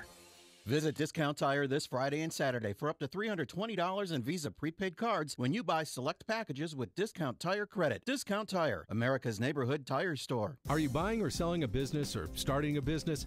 Maybe you have legal problems with a business partner or employees, or are just drowning in new regulations. You need the support of a law firm that concentrates in a wide range of business law and tax matters. You need the corporate team at Kelleher & Buckley. Whether you're a local mom and pop shop, middle market business, or a large corporation or franchise, they provide cost-effective legal solutions to help your businesses thrive. The lawyers of Kelleher & Buckley focus on targeted legal advice tailored to meet the specific needs of your business. You deserve competent legal representation from a law firm maintaining a high level of knowledge about the ever-changing laws governing businesses. One that also includes accountants and tax specialists on board to provide your business bottom-line solutions. Kelleher & Buckley, LLC of North Barrington and Chicago is a legal solution provider that also includes estate planning, asset protection, life insurance planning, and litigation. Keep your business on track. Call 847-382-9130 or online at kelleherbuckley.com. 7:35, and let's get an update on the morning commute in the Alarm Detection Systems Traffic Center. Here is Jim Talamonte. Thanks, Mike. The inbound Kennedy is especially heavy after an earlier crash in the downtown area. Delays starting in Harlem. It is an hour and 14 minutes from O'Hare to downtown. Express lane save 5 or 6 minutes. Outbound 59 minutes downtown to O'Hare. Eden's 25 minutes. Lake Cook to the junction. Outbound 36. The Eisenhower, an hour and 11 minutes. Thorndale to the post office. Outbound 54 minutes. The Stevenson, an hour and 10 minutes. 355 to Lakeshore Drive. Outbound 41 minutes. Ryan, 30 minutes, 95th to downtown. Just had a crash reported at Roosevelt. Tri-State southbound. It is heavy from 137 to 176. And from Balmoral to the O'Hare Oasis, northbound from 115th to the mile-long bridge. From the Stevenson to 47th. In pockets from Roosevelt to the Toohey Toll. Adams Tollway heavy lead to the Tri-State. Veterans Memorial from I-55 most of the way to Roosevelt and Army Trail to 290. Westbound 8094 has delays. From around I-65 decline. Traffic is the service of Napa Auto Parts this month at participating Napa Auto Parts stores. The Napa Legend battery comes with a prepaid Visa card worth $15 by mail. So start every drive with a Legend. Save yourself some money. The Napa Legend battery. Traffic answers when you need them most. I'm Jim Talamonte, AM 560, The Answer. Chicago's Morning Answer continues next. Your official Chicagoland weather forecast. Sun and clouds today, high near 80, increasing clouds, and 64 overnight. We'll open up the day tomorrow with a morning shower. Clouds break in the afternoon. Forecast a high of 72. Currently, partly sunny and 65. Next news coming up at 8, and Chicago's Morning Answer with Dan and Amy continues next on AM 560, The Answer. Are you sure your business is being seen online? Visit beingseen360.com to discover how being seen online can improve traffic, leads, and sales. beingseen360.com. Don't miss Freedom Summit Chicago 2017, Saturday, November 11th, featuring Dinesh D'Souza and Oliver North. Tickets on sale now at freedomsummitchicago.com.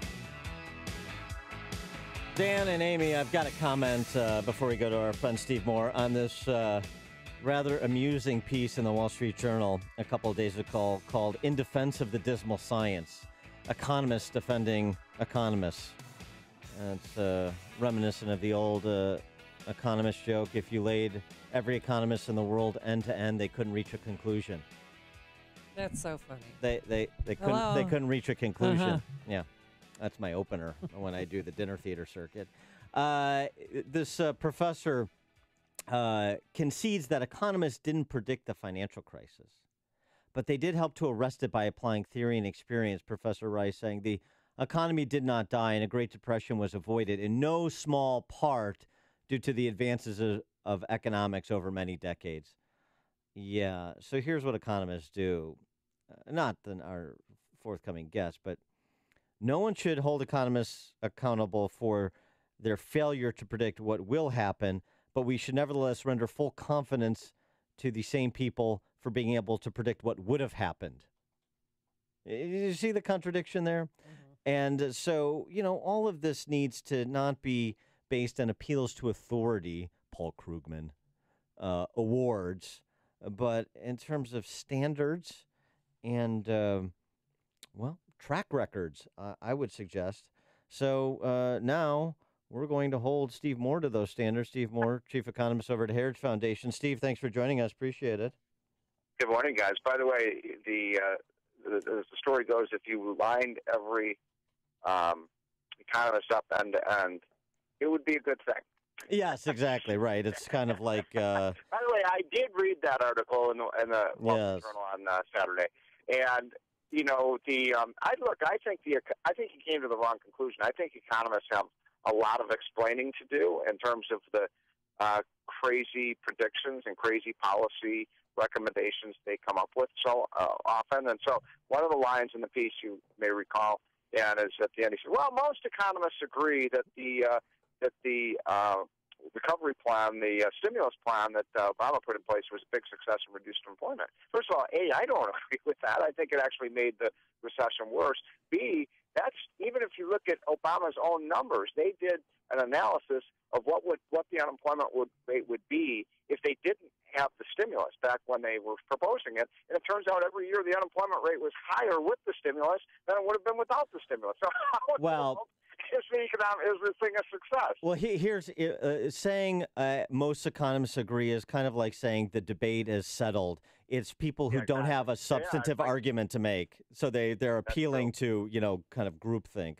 But speaking of economics, and in conjunction with the as we were discussing both natural and man-made disaster in the Houston area, a lot of silly things are being said, including that natural disasters, this is an old saw, and this is part of our history too. World War II led to the reindustrialization of America, right? Natural disasters or man-made disasters, a boon to economic growth. Please explain to our friends and listening audience Bastiat's fallacy of the broken window. Yeah, right. Well, this is such an inane thing. I mean, if this were a good thing, then we should have 100 feet of water in Houston, 100 inches, and then we'd have a real economic recovery. Look, you don't fix an economy by, as Bastiat said, going out and breaking every window and then having someone repair the windows that were destroyed. So that's a complete fallacy. Now, the other one is, the federal government is going to. This is a great economics lesson too. So we've had, believe it or not, people, we have had natural disasters before, pre climate change. The catastrophe of climate change. But let me give you a couple examples. So I think you're there in Chicago area, aren't you? I think back 100 years ago or so, there was a great fire. 1871, yes. We remember it well. Yeah. You were a young lad. Right? Yeah, I was there. And then, of course, we had, Galveston was totally destroyed by a hurricane back in the early 1900s. Of course, we had the San Francisco earthquake. I think that was about sometime around the turn of the century. In every one of those cases, I went back and just looked at what kind of federal intervention there was to rebuild those cities. And very little. Very little. The federal government played almost no part in rebuilding San Francisco or Chicago or Galveston. You can go on and on. The one area where the federal government played a big role, of course, was in New Orleans after Katrina. And that was the worst recovery effort ever. So keep the federal government out of this. The idea that the federal government has to rush in and spend tens and tens of billions of dollars is crazy. The cleanup should be done with private charity money, with private relief efforts by local churches and local organizations. Now, that's not to say the federal government shouldn't come in and provide some immediate emergency assistance, but the idea that the federal government has to rebuild Houston is crazy. That can be done. Don't you think FEMA's got to provide trailers for these people? I mean, a lot of them don't even have insurance. Of course. I mean, look, you provide people emergency aid right now, and people all over the country are going to Houston. I think it's an amazingly humanitarian thing to do. What I'm saying is I just don't want to see a massive federal quote relief effort. I mean, I did a big study back in when was Katrina? Back in 2000, it was 12 years ago. Was it? Yeah, 2006. They were giving people these debit cards, with $5,000. People were going out and buying, $400 purses and, lobster meals and things like that. I mean, it's just ridiculous how much money was wasted on the Katrina effort. Let's not do that again. And same thing with Hurricane Sandy. I mean, there's, Ted Cruz and others are being criticized for supporting relief for Houston while they oppose the relief package for Hurricane Sandy, or Hurricane Sandy Hook, as Sheila Jackson Lee would call it. But the point there that Cruz made on MSNBC and others made, so it was a small part of relief for the actual victims of Hurricane Sandy, and it was a large part of politicians larding in all kinds of pork, using this as an opportunity to raid the coffers. Yeah, in fact, actually, after Katrina, I did this. They passed this massive, I forget the number, $50 to $100 billion, supplemental spending bill, and a lot of the money didn't even go to Louisiana or Texas. It went to places, on the East Coast. Maine got money, California got money, So it just became a pork fest, and I worry, now that we have $1 trillion a year deficits, we're going to start spending money on pork. And I guarantee you heard it first here on WIND, that when they pass this relief effort, a lot of the money won't even go to Houston. That's a shame. Hey, speaking of Hurricane Harvey, the largest oil refinery has just been shut down near the Texas-Louisiana border. We should gas up now? Yep. Yep. Yeah, gas prices are going to rise, no question about it. They're starting to trickle up a little bit. I think that you're going to see higher gas prices, no question about it. Houston is the energy capital of the United States, and there's no question, Amy, that you're going to see higher gasoline prices. The refineries have been hard hit.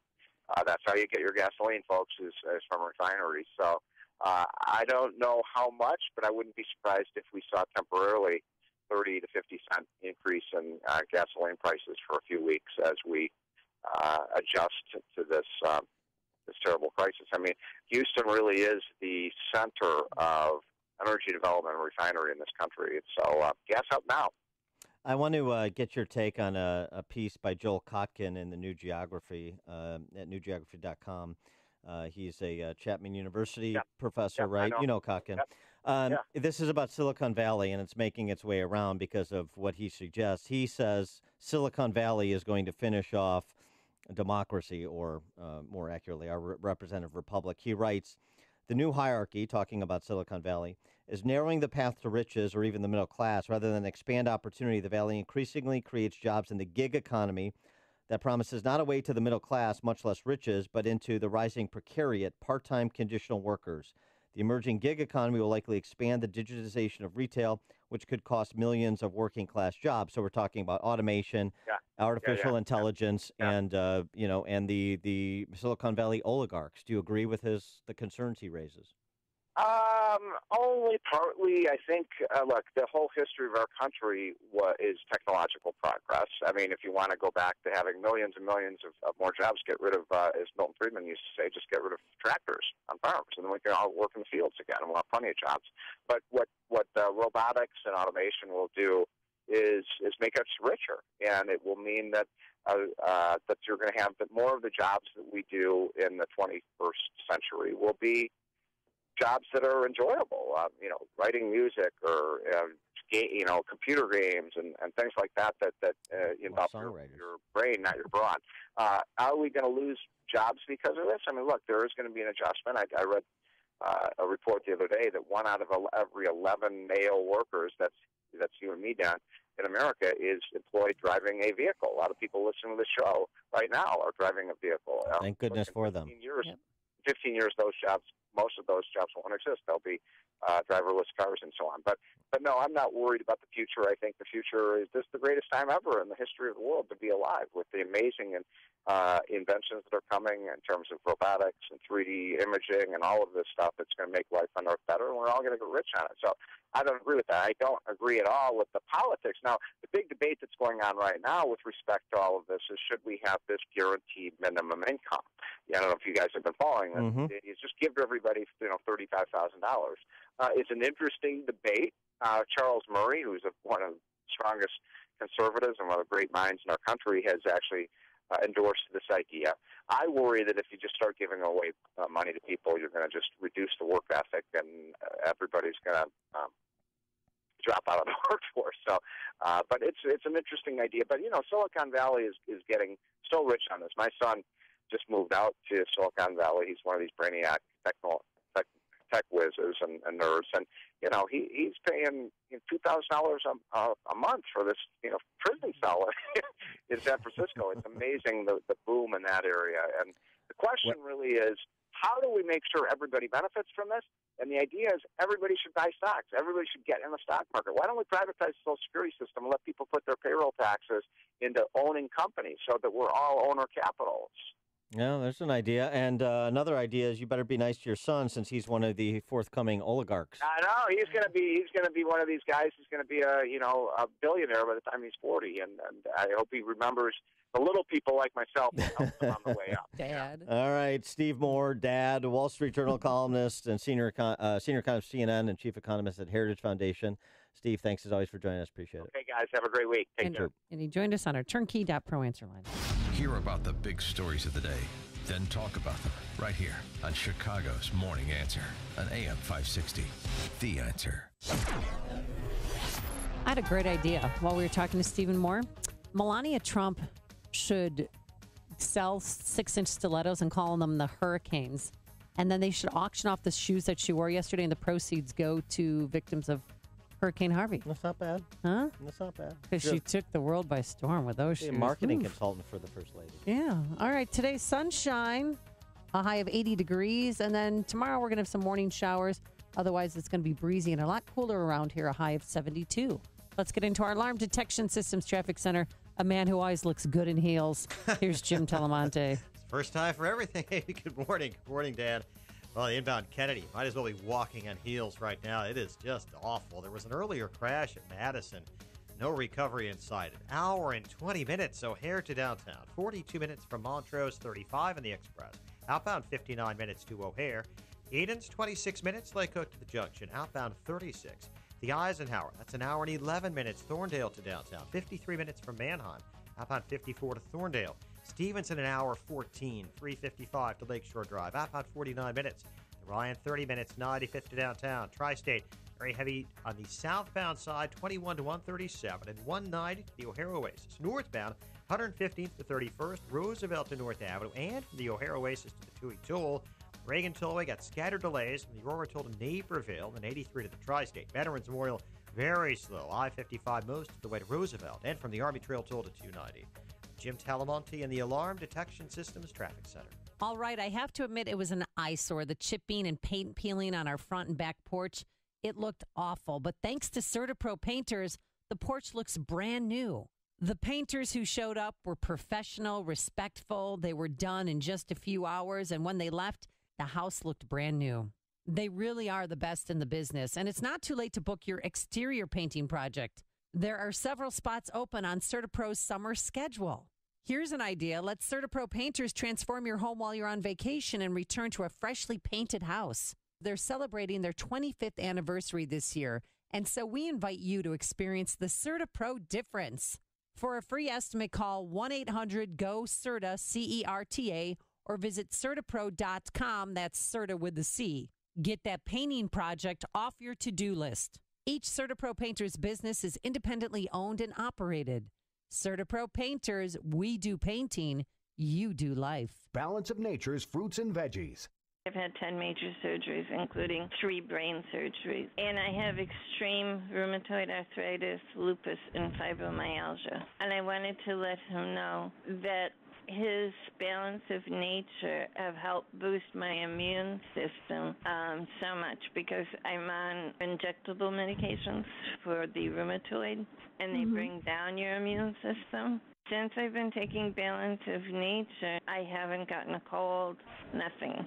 It really helped me tremendously. Good health is only a phone call away. What are you waiting for? Don't miss your opportunity to get a free month's supply of Balance of Nature. Call 1-800-2468-751. That's 1-800-2468-751. Or go online to balanceofnature.com. Use promo code Chicago. This is Dan Proft with 60 Seconds of Sanity, sponsored by Upstream-Ideas.com. Fascism requires the entirety of civil society to be folded into the state. The government, the arts, technology, and business become one. Therefore, intellectuals, artists, and captains of industry must be on board. It's not the banality of evil, as Hannah Arendt argued. It was not the passivity of the hoi polloi, but rather the intellectual activism of elites like Hans F.K. Gunther that gave rise to the Third Reich. So the outrageous attempt recently by CNN to tar Trump voters with the fictional banality of evil argument is properly understood as a desperate misdirection play by Antifa sympathizers. Not even liberal intellectuals who believe in Brandeis's more speech, not enforced silence formulation for a free society like Columbia's Mark Lilla or Harvard's Alan Dershowitz are given quarter. So think about the ideology and conduct of those in America who dominate academia, the arts, Fortune 500 C-suites, and social media channels. Are they Trump supporters or dissent silencers? Visit the Castro-loving Colin Kaepernick exhibit at the Smithsonian African American History Museum, and then tell me where the threat of rolling up all of civil society into a fascist state really lies. Hear that? That's a sound you hear almost every day. A sound you may not pay too much attention to, but you should. It's the sound of the entry and exit of your entire business world. Without it, your business comes to a complete halt. When was the last time you had your commercial facility's entrance, exit, loading dock, or parking garage doors checked? You need to contact Helson's Garage Doors for an expert evaluation. Did you know your automatic commercial garage doors are tightly regulated by nationally recognized UL standards for safety? Or that your commercial facility's fire doors require annual testing in accordance with NFPA national codes and standards? Helson's Garage Doors has 40-plus years experience in Chicago's commercial overhead door industry and are the leading safety experts in Chicagoland. Don't be a victim to the potential liability of a door failure damaging property, or worse, injuring an employee or customer. Contact the safety and service experts at Helson's Garage Doors today. Be safe, be smart, be aware. Call 773-229-2082 or helsonsgaragedoors.com. Attention Second Amendment patriots. Just Target Guns of Libertyville in Lake County just returned from the largest gun show in America with new products. They're fully stocked for home defense and all shooting sports. Just Target Guns, located in Libertyville on Peterson Road, is the place to go for rifles, pistols, antique firearms, ammunition, and all levels of shotguns. Connie Shanahan and the knowledgeable staff at Just Target Guns will answer all your questions, no matter your level of experience, and help discover what you need for sports shooting, trap, skeet, target practice, or self-defense. Whether you're a novice shooter or a highly trained professional, Just Target Guns has got your brass covered. Get your FOID card, sign up for firearms training, and conceal and carry classes. Just Target Guns also has a skilled gunsmith on staff for repairs, and firearm appraisals are done in-house. Exercise your Second Amendment rights and set your sight on JustTargetGuns.com. That's JustTargetGuns.com. Convenience, confidence, value. Experience all three when you bring your European vehicle to Midwest Performance Cars for maintenance and repair. BMW, Porsche, Audi, Mercedes. We make it convenient for you. Our drop-off procedure has most customers on their way in under 5 minutes, and we feature complimentary Uber or Lyft service to get you where you need to be. With our tablet-based digital inspections, you'll be confident that we only recommend service your car needs. We email or text your vehicle's condition report with pictures and video so you can make an informed decision. And our 3-year, 100,000-mile parts and labor warranty provides unmatched value. We perform outstanding service and we stand behind it. Read our Google reviews and see for yourself. In Chicago at 1385 West Lake Street, book your appointment online at MidwestPerformanceCars.com or call us at 312-432-9492. And coming this summer, we will be opening our second MPC location in Northbrook, Illinois. AM 560, The Answer. Oh, Dan, she's back. Kathy Griffin was on an Australian TV show, and she isn't sorry anymore. Are you no longer sorry for it?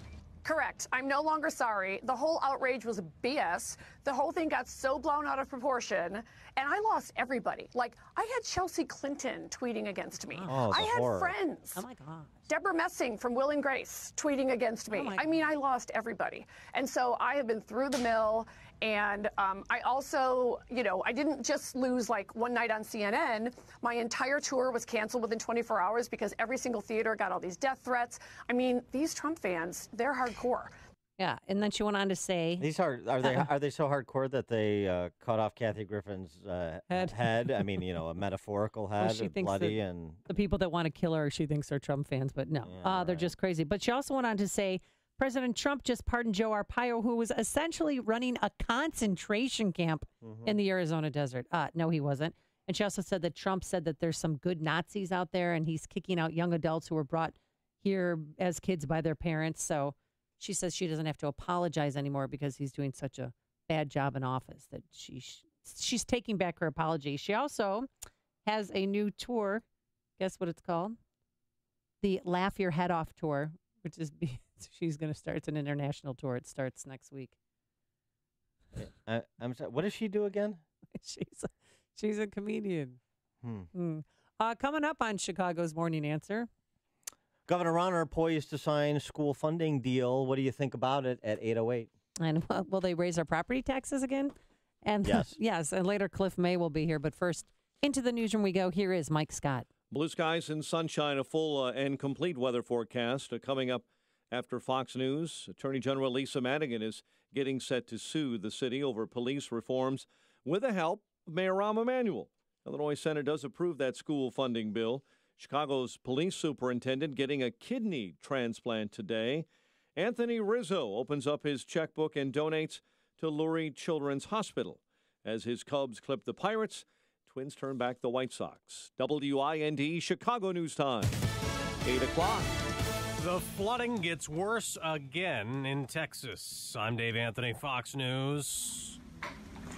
That's water inside a home near Port Arthur. Galen Phillips posted it on Periscope as he walked through his living room. The water is 5-6 feet deep on some of our streets. That's Port Arthur Mayor Derek Freeman says nearly every house in the city is flooded, and they're doing what they can to rescue people amid a ton of 911 calls. We're trying to get to them wherever they are. We just brought in 5 more dump trucks to go to different neighborhoods. But he says some of the other vehicles are stranded in the flooding. Several counties in the Port Arthur area are under a flash flood emergency this morning, and they got several feet of rain as Tropical Storm Harvey hits again, now moving into Louisiana. We do need this storm to get moving, get it overland, and let it dissipate in strength and stop drawing all that moisture out of the Gulf. Governor John Bell Edwards, the rain has stopped in Houston, but the flooding could still get worse. Fox's Evan Brown is there live. Yeah, Dave, late Tuesday, the clouds broke and the sun even came out here. And I said, oh, my goodness, what's that foreign object on the floor? And they was all looking, saying, what? And they looked, and it was the sunshine. And the sun is out again this morning, but not everything is okay. All major traffic arteries here in Houston have long stretches closed, all due to water as high as 4 feet at least. You can't drive into a neighborhood without turning back because the street is flooded and inaccessible. Tens of thousands are waking up this morning in shelters, Dave. Evan, some are taking advantage of the situation. 14 accused robbers and looters have been arrested in Houston. This homeowner tells Fox News, carrying a gun at all times, waiting for it to happen. At least 18 people have died from the storm, including a police officer swept away driving to work. The U.S. economy was stronger in the spring than first thought. GDP growth has been revised from 2.6 up to 3%, the biggest gain in 2 years. Fox News, fair and balanced. In Chicago this morning, we have mostly sunny skies. We're headed for a high of 78 later today. It is 66 at 8:02 on AM 560. The Answer. Good morning. I'm Mike Scott. Governor Rauner expected to sign that new school funding bill into law. The Illinois Senate approved the measure yesterday. The bill also gives the Chicago public schools the ability to further raise property taxes to help bail out a failing pension system. Illinois Attorney General Lisa Madigan suing the city of Chicago over the city's efforts to overhaul the police department. Joined by Mayor Emanuel, Madigan announced that lawsuit yesterday. We have agreed that meaningful and sustainable reform requires an enforceable consent decree, community input, and an independent monitor to ensure that reforms are implemented. Emanuel saying he agreed to once again embrace federal oversight after initially rejecting it because negotiations, he says, with the Trump administration are stalled. Chicago Police Superintendent Eddie Johnson will be getting a kidney transplant today. He's expected to miss work for about 6 weeks. His son Daniel is the donor. The designer of pinball machines here locally being accused of having child pornography on his computer. John Trudeau faces felony counts after Glendale Heights police searched his home last week. Trudeau is the senior game designer at Stern Pinball out of Elk Grove Village. Cubs first baseman Anthony Rizzo living up to his reputation. Being an extremely generous guy, Rizzo presented a $3.5 million check from his family's foundation to Lurie Children's Hospital in Chicago yesterday. Cubs over the Pirates 4-1. Twins nipped the White Sox 6-4. The news service of your local Chrysler, Jeep, and Dodge and Ram dealer. It's the Labor Day sales event at your local Chrysler, Jeep, Dodge, and Ram dealer. Get incredible deals on the award-winning lineup. But don't wait. These deals will not last long. Hurry in and see your local Chrysler, Jeep, Dodge, and Ram dealer today. 8:04, time for the AM 560 Business Beat from the Fox Business Network and a service of Turnkey.pro. Here's Ginny Casola. from the Fox Business Network. Crude oil prices are declining. Gasoline prices are rising because of Harvey. The storm has shut refineries, creating a backlog of crude. Refiners don't have capacity to handle more oil. Prices of gasoline and other fuels are rising because of concerns about shortages. However, refiners in the Midwest and East Coast will step up to meet demand, and will see their profits increase.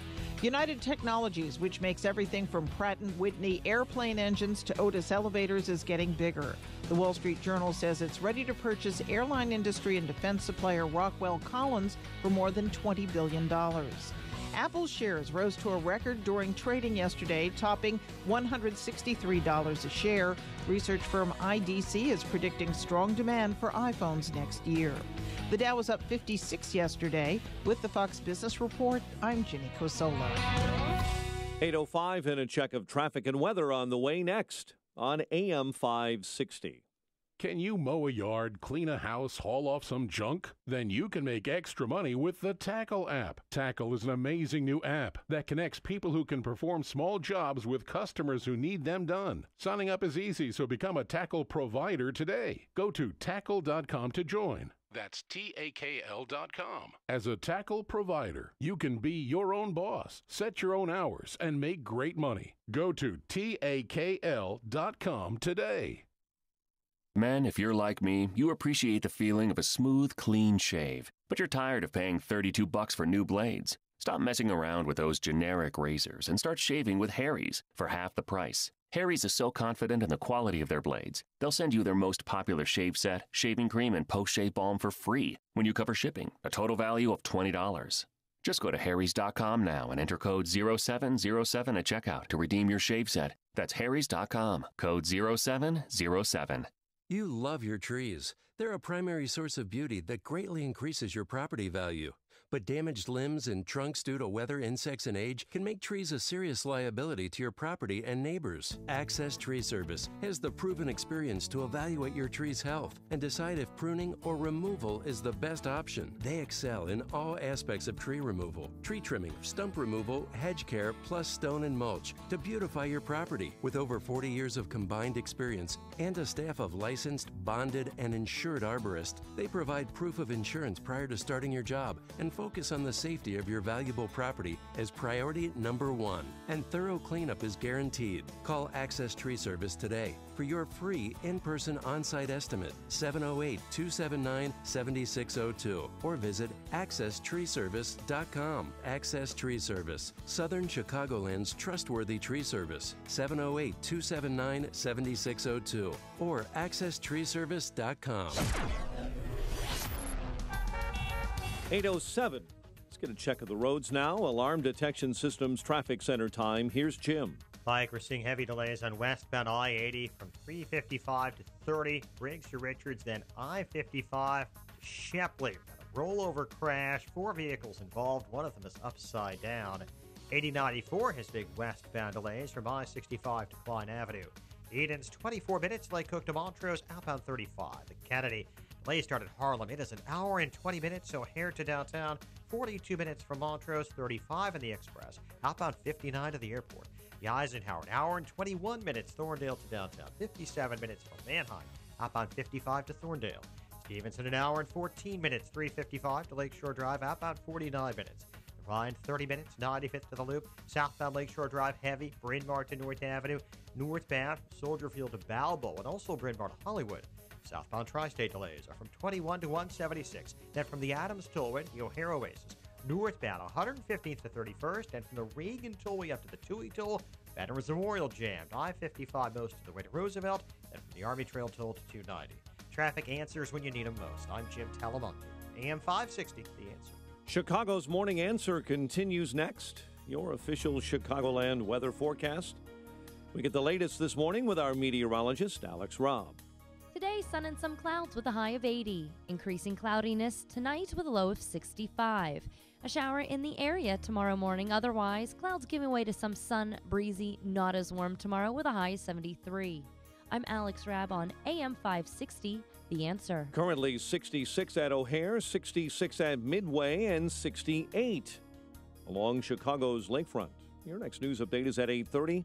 Chicago's Morning Answer with Dan and Amy continues next on AM 560, The Answer. This hourly segment is brought to you by the IRS Radio Hour with attorney Stephen Leahy every Sunday afternoon at 5 on AM 560, The Answer. This is Chicago's Morning Answer with Dan Proft and Amy Jacobson on AM 560, The Answer.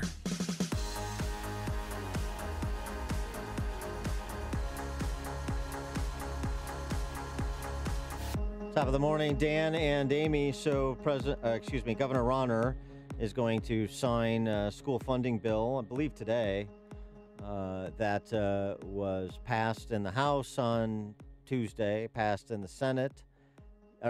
Passed in the House on Monday, passed in the Senate yesterday. Come on, Dan, get it right. Getting my days confused. They all run together. And goes to his desk. He's already released a statement that he's going to sign it, thanking all of the legislative leaders. And, let me tell you something. Anytime you see bouquets being bandied back and forth between all the Democrats and all the Republicans in Springfield, you should be skeptical that you're about to take it in the shorts. So here's the deal with this school funding bill. And we are going to take it in the shorts. Well, Senate President John Cullerton, who's been a state senator since... Hey, he's my state senator. Yeah, he's since when I was in diapers, right? Since Illinois was incorporated in 1818. He said, the state's hated school funding formula is finally on its last legs. It's going to be replaced by one that recognizes fairness and equity in the individual challenge. $350 million in new school funding that we include in our budget is prioritized for the public schools and the students who need it most. 312-642-5600, turnkey.pro answer line, 646-36DA, turnkey.pro text line. You think throwing more money into the same formula, this is not the hated school funding formula. School funding formula is still in force with an evidence-based model. This is, a essentially esoteric term to say fund the adults in the system, hire more adults for the system, focus on inputs, don't worry about outputs. That's what's happened in states that have adopted this model. That's what's been happening in Illinois for half a century. In the last 20 years, as I have reported here before, total spend on K through 12 education in Illinois has increased by 74%, inflation adjusted, real dollars, while enrollment during that same period has increased 6%. A 12-fold increase in spending versus enrollment. Performance, flat. 2/3 of 4th and 8th graders in Illinois neither read nor do they do math at grade level. But the good news is Chicago public school teachers have the highest lifetime earnings of any teachers in the country, higher than New York, where New York's cost of living is at least a third higher. And the teacher retiring in as of, say, 2011, average pension, $72,000 a year, which is approximately 50% higher than the median household income in the state. And I'm not, teachers, everybody's trying to maximize their earnings. That's not the point. The point is inputs versus outputs. That's the conversation. Well, and all this is inputs. Now, that said, I've supported this deal, unholy as it is, because we have unholy leadership in the General Assembly. Yeah, but there's something in it for the children. Tax credit scholarships. Right. That's the whole game. And that's the only thing that's transformative. So when you hear Republican and Democrat politicians, because they're all weighing in, say this is some transformative event, the only thing that is transformative about this is the tax credit scholarships. That is the only win that was available, and it was smart of Governor Rauner and Republicans to take it. Now, that being said, I want to set the record straight because, if for those who read like the industry rags of politics in the state, the Illinois Policy Institute and the new people that the governor hired, they lost in this. That's what Rich Miller in Capital Facts said. No, you didn't lose in this. We're the strongest proponents of tax credit scholarships. We're the strongest proponents in the state of school choice. In addition to One Chance Illinois And the person who deserves much of the credit for this, even though I'm diametrically opposed to him on most economic and political matters, is Cardinal Cupich. Let me tell you something. The House Republicans that are taking a bow, Jim Durkin, that pansy who's the House Republican leader, and Bill Brady, they're taking a curtsy. They don't deserve one. They were willing, as was Governor Rauner's Education Secretary, Beth Purvis, to capitulate at much less than what is actually included in the tax credit scholarship, which is a $100 million fund, 75% tax credit. That's a real thing. They were willing to essentially surrender, because that's usually how they open, at much lower amounts, $25 million, 25% tax credit. The program would have never got off the ground, and they would have still signed the garbage on the other side of it to continue pouring more money into K-12 systems that don't produce better results as a result of the additional inputs. That's the reality. That was how it actually went down. So the group that you have to thank, the people that you have to thank for this being transformative in that one narrow sense, the tax credit scholarships, which is a big deal. That's a game changer. The rest of the stuff is just more of the same. Well, the group that you have to thank, Cardinal Cupich, right. One Chance Illinois and all of their partners across the political spectrum, and a few Republican legislators, not legislative leaders. That's who got this done. But how did they sneak this in? And I think people need to pay attention that the Illinois school funding bill includes city property tax increase of up to $130 million a year. Was I not? Has this been here all along? Well, so that's what. So that's part of the rub too. And then they say we're going to separate pension costs from CPS operating costs as a way to protect the classrooms. Pension and healthcare, yeah. So the state's going to pick that up. Although this is fairy tale math. You think the state no more has the money to pick up those ballooning costs than it does to close the $130 million in unfunded liabilities that it currently has with state pension funds. Okay? So the reckoning is still coming. It is coming to the pension funds. It's coming to K-12 education. It's coming to Illinois families. Your property taxes, there's nothing in terms of property tax relief here. If anything, as you point out, it's property tax increases in Chicago, but that's what Chicagoans like. So give it to them good and hard. Do people not read their bills? I mean, everybody's mortgages, you're not going to have an adjustable mortgage rate. The property taxes went up. Champagne socialists and virtue signaling leftists and beneficiaries of transfer payments, that's what's largely left in Chicago. And it's trending worse. So that you've signaled what you like by the leadership you've chosen in Chicago, in Cook County, in Illinois.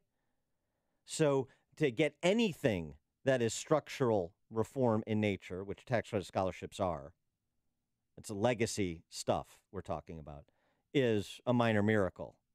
But it has very little to do with most of the people taking credit for it. And it has a lot to do with people you aren't hearing from, like Cardinal Cupich, like One Chance Illinois, like the people that are part of that coalition who aren't interested in glory-mongering like political hacks in both parties in this state are, particularly the leaders. That's an oxymoron in Illinois, political leader. It's the people behind the scenes that were just interested in getting funds to families that don't have choice for their children right now to get them into better schools if they so choose. That's their end game. And they got it, at least the start of it. $500 million over the next 5 years for scholarships for kids. Good. James in Westmont, you're on Chicago's Morning Answer. Hey, good to talk to you guys again.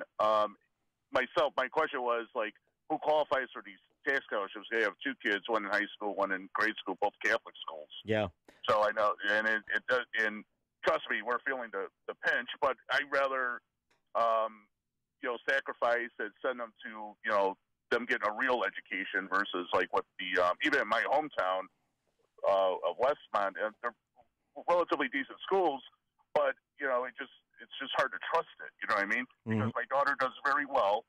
And I don't think she would have gotten the attention she would have deserved or needed through the public school unless she was extremely high up there. And my son, he's doing well too. But if it wasn't for how the Catholic school, helps create their education around the student, I don't think he would do well in the public school either. So it's just amazing how the Catholic schools always seem to get it done, and great praise to Cardinal Supich for helping with this anyway. Yeah, James, thanks for the call, and and good for you for sacrificing your kids. My parents did the same for me, which is why I was able to get the education that I earned. Here's the qualification to answer your question: $80,000 household income and under. Those qualify for scholarships. It's essentially 300% of a poverty level for a household of four. And the scholarships are up to the state average spend per pupil, $12,300. If your child is in accelerated or gifted programs, or if your child has special needs, that scholarship can double to $24,600 per year.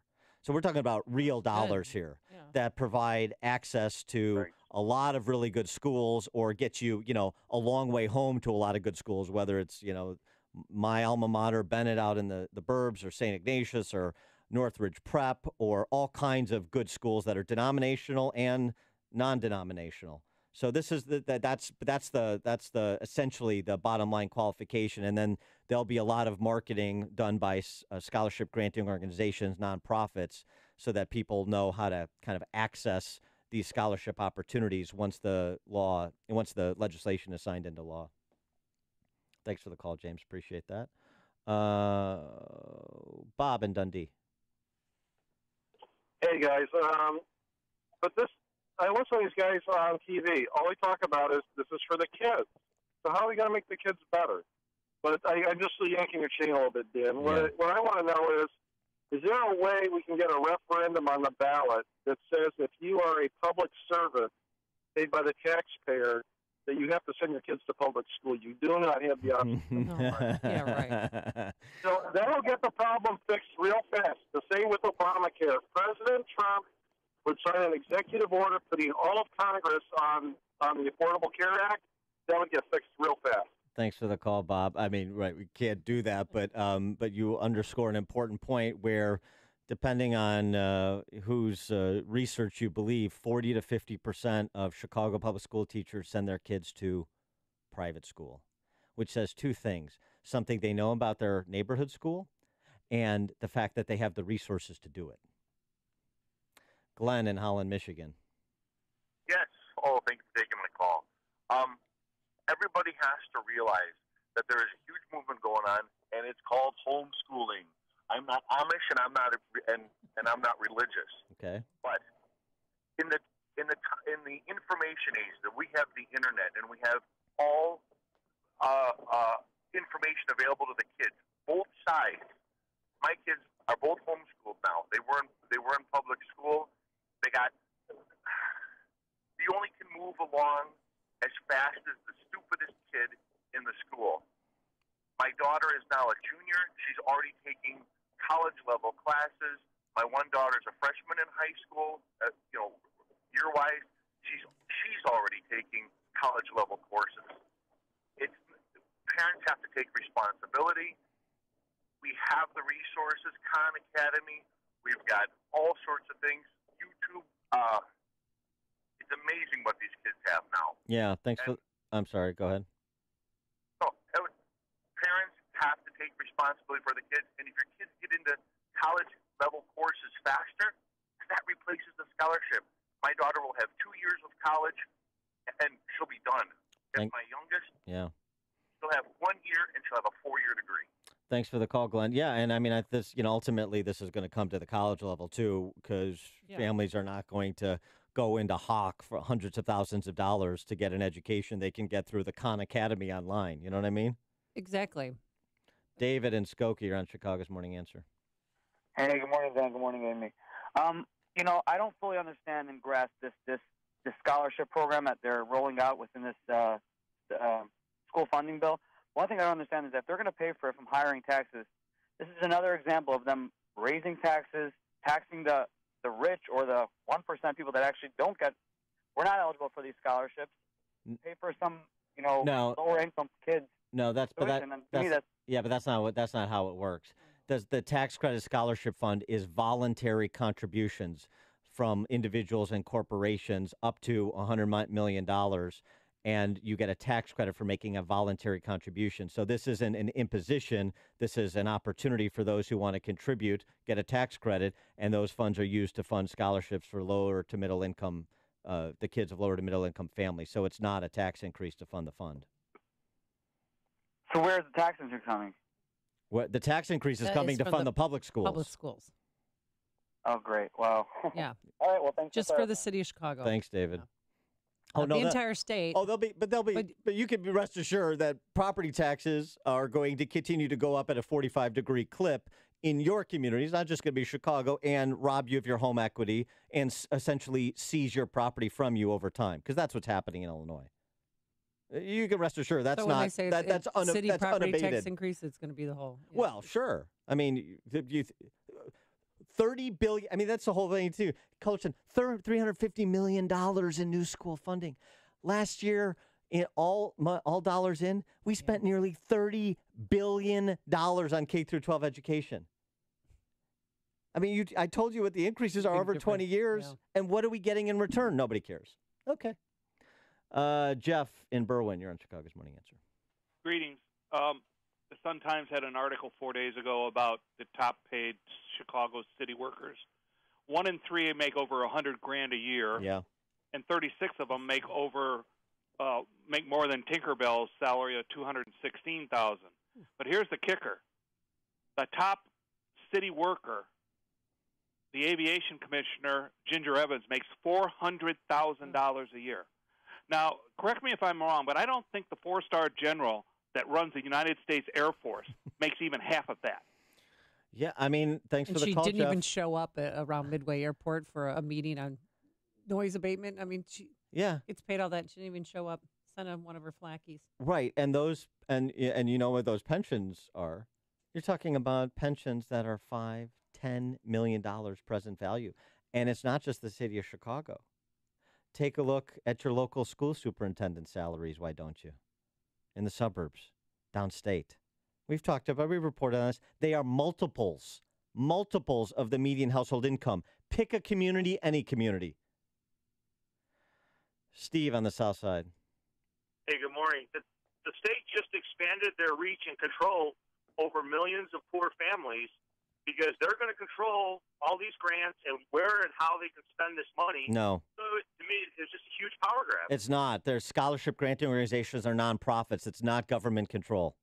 It's not. Well, so the state won't have any say on how these people, where they can, what constitutes acceptable education? No, only it's school participation. It's school's choice to participate, and the strictures that are laid out in the legislation in terms of the thresholds, like $80,000 household income or below, and then nonprofit, not government, nonprofit scholarship granting organizations make the decisions.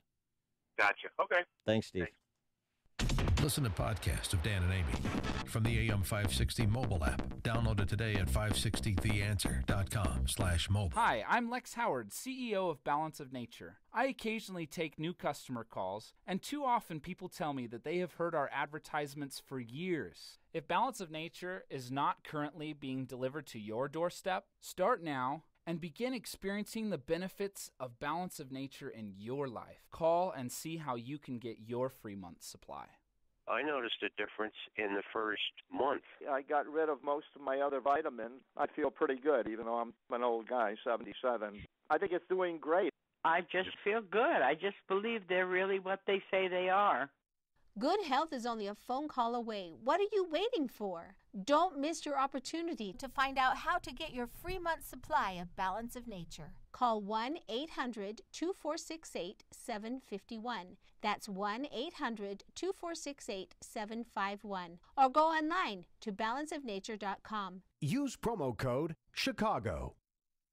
Speaking of schools, if you weren't happy with your son's or daughter's public school, maybe it was bullying was a concern, or Common Core, or maybe transgender bathrooms, well, then maybe it's time to make the switch this school year and send your child to a private school. And you can make that switch for half the price off the regular tuition when you visit halfpriceschools.com. At halfpriceschools.com, you can find dozens of local private schools that are offering a voucher for a full year of tuition at half the price. There really is no catch. Simply Go online to halfpriceschools.com, pick a school near you, and purchase that tuition voucher. They have schools in Mount Prospect, Romeoville, South Holland, Chicago, Antioch, just to name a few. So the school year is here. Don't wait another day. Go to halfpriceschools.com. When Hurricane Harvey struck Texas and the Gulf Coast over the weekend, the world turned upside down for children and families in its path. When disaster strikes, children suffer in unimaginable ways, and Save the Children is there to meet their unique needs. Even now, Save the Children is in Texas and along the Gulf Coast, making sure hurt and frightened children impacted by Hurricane Harvey get the help they need. To care for and protect children has been the mission of Save the Children for nearly 100 years. So when tragedies like Hurricane Harvey strike, they're prepared and they're on the ground for children and their families around the world and right here at home. Your $50 right now to Save the Children will deliver essential supplies for families forced to evacuate, including hygiene kits, blankets, portable cribs, and strollers. Children are counting on us. Call 888-248-0312. That's 888-248-0312. Or give online right now at savethechildren.org/radio. Hey guys, Ken here from the hit podcast Today's Growth. We all know increasing revenue's tough, but did you know that 100% of main sources of income fail? The odds are 100% that your current main source of income will someday no longer exist. 439 of 1955's original Fortune 500 are no longer around, yet their industries and even their product lines still thrive. What happened to these companies? Simple. They didn't believe that 100% of main sources of income fail. They never added a second revenue model. For years, my friends at Income Store have helped both households and businesses build second, third, and even fourth revenue streams. When it comes to helping people create their next revenue model, both Forbes and Inc. recommend Income Store as a can't miss. Could your household or business use an additional revenue model that doesn't solely depend on you? If so, you need to check out IncomeStore.com. That's IncomeStore.com. Go to IncomeStore.com today. That's IncomeStore.com. AM 560, The Answer. What's the name of Sean's new bar that he wants to open up on Boys Town? Oh, I'm sorry. I mean, I'll have to let Sean tell you that. I am not going to be the bearer of that information. Coming up, we're going to talk to Cliff May, president of the Foundation for Defense of Democracies, about North Korea. Remember that dictator over there and his saber rattling and missile launching? That's at 8:38. But first, let's go into the newsroom. Here is Mike Scott. 66 degrees, mostly sunny skies, a shelter near Houston. For at least 100 displaced. It's been overrun by Harvey floodwaters, forcing weary evacuees to retreat to bleacher seats and wait for another evacuation.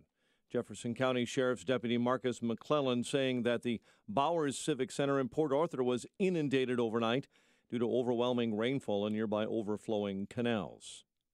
President Trump praising the coordination between local, state, and federal agencies in Texas. The sad thing is that this is long-term. Nobody's ever seen anything this long, and nobody's ever seen this much water in particular. The wind was pretty horrific, but the water has never been seen like this to the extent. Officials in southwest Louisiana saying Tropical Storm Harvey has produced little wind damage overnight, but heavy rain is falling as Harvey makes landfall again. The UN Security Council is unanimously condemning North Korea's latest missile launch. The North launched a missile early Tuesday that sailed over Japan's northernmost island before falling into the sea. President Trump is also issuing a strong warning, saying all options are on the table. The president will kick off his lobbying effort for a tax overhaul at an event in Springfield, Missouri, later today. Governor Rauner is expected to sign a new school funding bill into law. The bill gives the Chicago public schools the further ability to raise property taxes even more. Chicago's police superintendent, Eddie Johnson, will be getting a kidney transplant today. He's expected to miss 6 weeks of work. His son Daniel is the donor. Ben Zobrist home run led off a 3-run sixth inning that powered the Cubs over the Pirates 4-1 at Wrigley. Twins build a 4-0 lead early and hold on for a victory over the White Sox 6-4. The news service of Staples. With a free next-day delivery from Staples, you can run your business like a pro. Go to staples.com for the office essentials you need delivered next day. Free On eligible items only and orders over $49.99. Placed by 5 p.m. Excludes weekends and holidays. Staples. It's Pro Time. 8:34 is our time. We'll have a check of traffic and weather on the way next on AM 560. This hourly segment is brought to you by Papa Nicholas Coffee. Papa Nicholas, best beans, best roast, best coffee. My name is David Hochberg, Vice President Lending at Pearl Mortgage. If you're purchasing a home, give me a call. A borrower called me after contacting the lender who boasts about having the lowest rates and closing costs because he thought my competitors' closing costs were excessively high. I compared loan estimates and the interest rates were identical, but our definitions of low closing costs were a lot different. Fact is, my closing costs were over $1,000 less than the lender claiming to have the lowest closing costs. When purchasing a home, you can either work with the lender who talks and talks and talks and talks about low closing costs, or you can work with me, a lender who actually has low closing costs. Then think of all the things you could do with an extra $1,000 when we originate your loan, like pay for the movers, buy a new computer, new TV, maybe new carpet for your new house. I've helped thousands of AM 560 listeners, but I can't help if you don't call 312-751-1333 or visit am560david.com. Pearl Mortgage, an equal housing lender, Illinois Residential Mortgage Licensee, 4358, and MLS 19186. Signature Bank is Chicago's fastest-growing, independently owned business bank. It's a bank where relationships still matter. Signature Bank knows your name and your story. I'm Dan Proft, and I know this because Signature Bank is my business bank. I'm Jim Durkin, founding partner of the Martech Group, a global market research firm based in Chicago since 1985 and a longtime customer of Signature Bank. When our business moved to our current Loop location, I recall seeing Mick O'Rourke and his two business partners, Brian Duncan and Kevin Vestuga, laying the foundation for Signature Bank. When Signature opened its doors in 2006, I was proud to move our accounts there and become a shareholder. Being in the consulting business, the Martech Group has a keen understanding of the value of relationships, trust, and attentiveness. Whether dealing with our U.S. practice or our international operations, Signature Bank is always there when we need them. That's why the Martech Group is proud to have Signature Bank as a valued business partner. Signature Bank is looking for their next success story. Learn more about turning your business vision into reality. Visit signature-bank.com. Signature Bank, helping local businesses succeed. Member FDIC, equal housing lender. It is 8:36 and a check of the roads now. In the Alarm Detection Systems Traffic Center, here's Jim. Pike 8094 is heavy westbound I-65 decline, westbound I-80 jam. Humboldt to Shepley, where there's an overturned vehicle and a four-vehicle crash. Edens Expressway is 22 minutes, Lake Cook to Montrose, outbound 35. Kennedy, an hour and 7 minutes, O'Hare to downtown, outbound 48 minutes. The Eisenhower from Thorndale to the post office, an hour and 21 minutes, 57 minutes from Manheim, outbound 55 to Thorndale. Stevenson, an hour and 14 minutes, 3:55 to the drive, outbound 41 minutes. Bryan, 30 minutes, 95th to the loop. Lakeshore Drive delays, southbound Bryn Mawr to North Avenue, northbound Soldier Field to Balboa, and Bryn Mawr to Hollywood. Southbound Tri-States, though, Eau Plaine to 137, and Balmoral to the O'Hare Oasis, northbound, 95th to 31st. From the Reagan Tollway to North Avenue, then approaching the Toohey Toll, it's slow. But Adams Tollway stop and go lead to the Tri-State. Veterans Memorial, jammed. I-55 to the Reagan Tollway, and from the Army Trail Toll to 290. Traffic answers when you need them most. I'm Jim Talamonte at AM 560, The Answer. Chicago's Morning Answer continues next. Your official Chicagoland weather forecast. Sun and clouds today, high near 80, increasing clouds, and 64 overnight. Morning shower tomorrow, otherwise, clouds will break for the afternoon, breezy and cooler with a high of 72. Currently 66. Next news at 9. Chicago's Morning Answer with Dan and Amy continues next on AM 560, The Answer.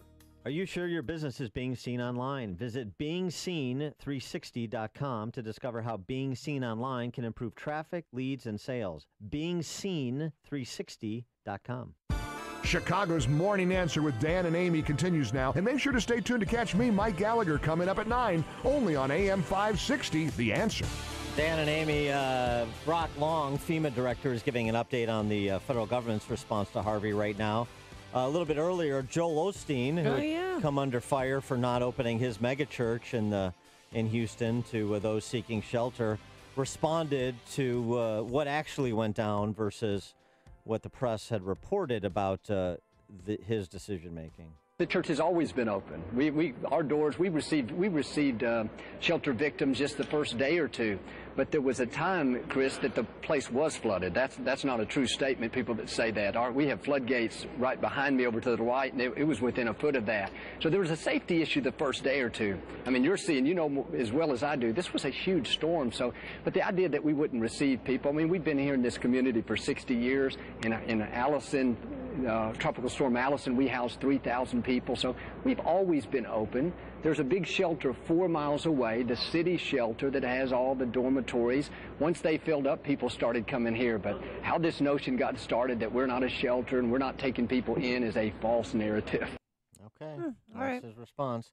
For a response on tribalism, political tribalism, which, of course, we've talked a lot about in the wake of Charlottesville, and which we see now the other end of this, people just helping other people. You've seen some of the best of humanity in response to the natural disaster in Houston, which is also somewhat man-made disaster, but we already discussed that. And we see some of the worst, too, with the looting and whatnot and the politicization. But for more on this topic, as well as national security threats in the East, we're pleased to be joined by Cliff May, president of the Foundation for the Defense of Democracies. Cliff, thanks for being with us. Appreciate it. Good to be with you guys. So while all this has been going on in Texas, we had Kim Jong-un, a North Korean dictator, fire a missile over Japan. So still getting saber rattling from Kim Jong-un, even though he backed down after Trump suggested that he was ready to go toe-to-toe with the tin horn dictator. What should we understand about Kim Jong-un's latest missile test, quote unquote? Well, fairly obviously, he is as bellicose as ever. He is as threatening as ever, and he continues to develop his capabilities. Back in 1994, when President Clinton concluded what was called an agreed framework with North Korea, that was meant to prevent him from getting nuclear weapons. The agreement failed. He went on to get nuclear weapons, and he's been working on missiles that can deliver them not just to South Korea, not just to Japan, not just to Hawaii, not just to the West Coast, but anywhere in the United States. This is a problem that's been left to metastasize for about a quarter of a century. And now there are no good solutions. There are bad solutions and there are worse solutions. And wisdom consists in being able to discriminate between the two. Well, do you think we should have a militarized strike sooner rather than later? No, I would never rush something like that. I believe that one of the things going on at the Pentagon is an examination of what are all of our options militarily. It's not simply a strike, but you have to decide what kind of weapons, where, what are your targets going to be, what do you do about the artillery along the DMZ, along the demilitarized zone, all of which can reach Seoul, which is a very large population city. I don't think you ever want to rush something like this. On the other hand, 25 years is a little too long to kick the can down the road. Speaking of the U.S. military, General Mattis, Secretary of Defense, announcing that he's going to slow walk the trans ban that the president tweeted about. Well, he issued it. That he wants to study the issue to determine impact on the military. So, study the issue is the political way to slow walk something. What's there to study, and what's Mattis trying to do, and do you agree with it? Yeah, I don't. I mean, I wouldn't necessarily characterize it as a slow walk. I think what the president has asked is that there be such a study, and that there be good understanding of whether or not having transgenders in the military, including the entitlement of getting operations to make oneself go from one gender to another, is useful or not for national security purposes. And I think the military should be primarily and maybe exclusively about national security, not about social engineering. So I think General Mattis is doing due diligence. It's exactly what he should do. He'll come out with a study, he'll report, and he'll tell the president what he sees. And we'll decide whether or not this is good or bad for the United States of America as a whole. Well, how many transgender people are in the military? I mean, roughly. Who are we talking about? Probably not a lot. I do think I do have a question. You can go ahead, but I do have a question about if somebody joining the military and then saying, Now I want to go through a series of operations. I want the taxpayers to pay for it because I've decided I want to reassign my gender. This is a political two-step. I mean, come on. Yeah, the real hurdle for military readiness for having the best fighting force in the world is whether or not we allow transgenders in the military or not. I mean, give me a break. Come on. The idea that this is what we're discussing at a time when the North Koreans are firing missiles that sooner or later will be able to carry nuclear weapons to Los Angeles and further is ridiculous. The fact that this is a big controversy in America when we have the Iranians moving ahead and towards nuclear weapons and proclaiming death to America is what they intend. We are so sidetracked now by these issues, and there's so much anger in America, and the anger is not directed towards our enemies abroad who say they want to kill us. The anger is directed at each other.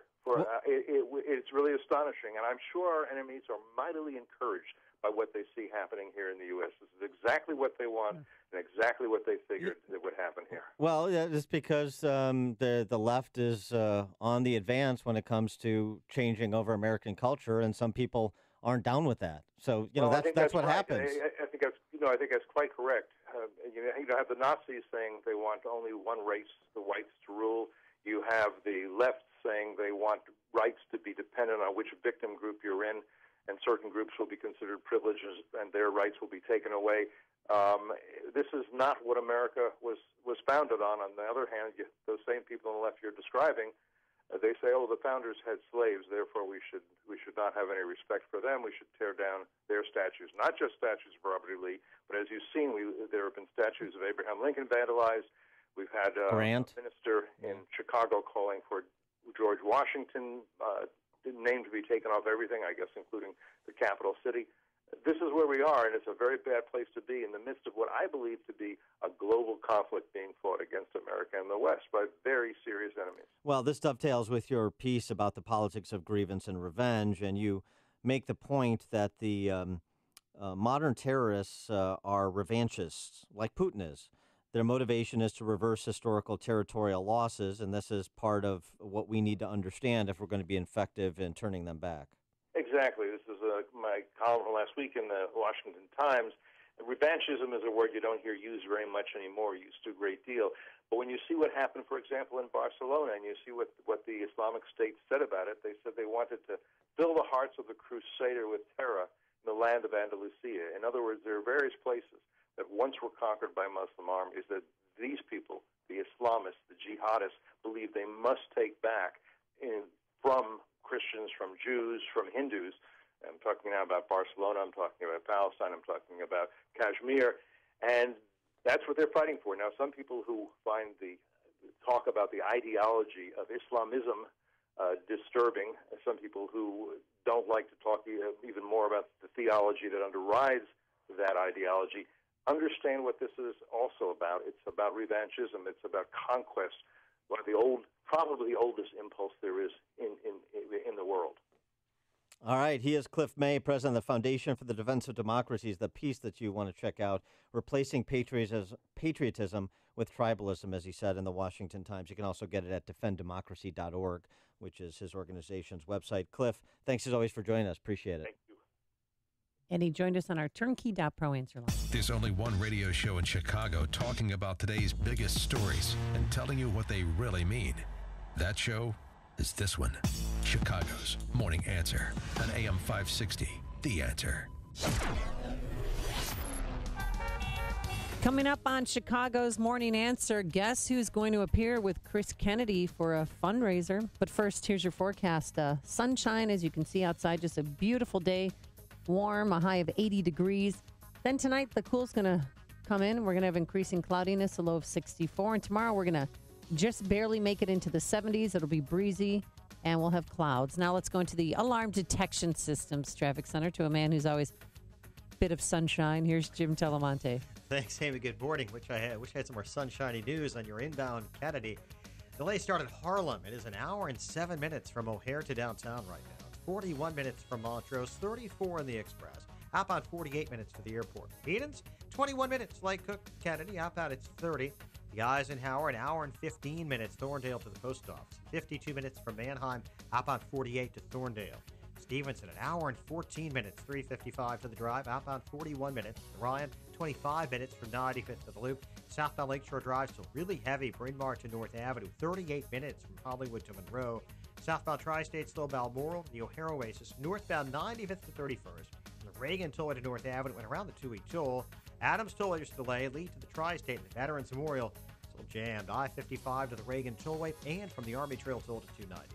Jim Talamonte in the Alarm Detection Systems Traffic Center.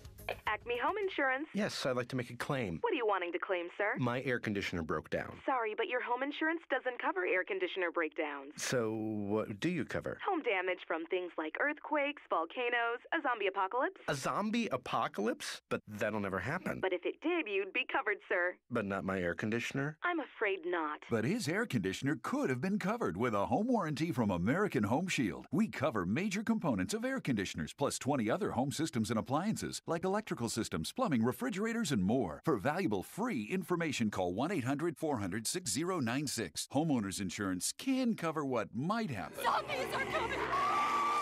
But a home warranty helps cover what will happen. Now the dryer won't work. Be sure with the Shield. American Home Shield.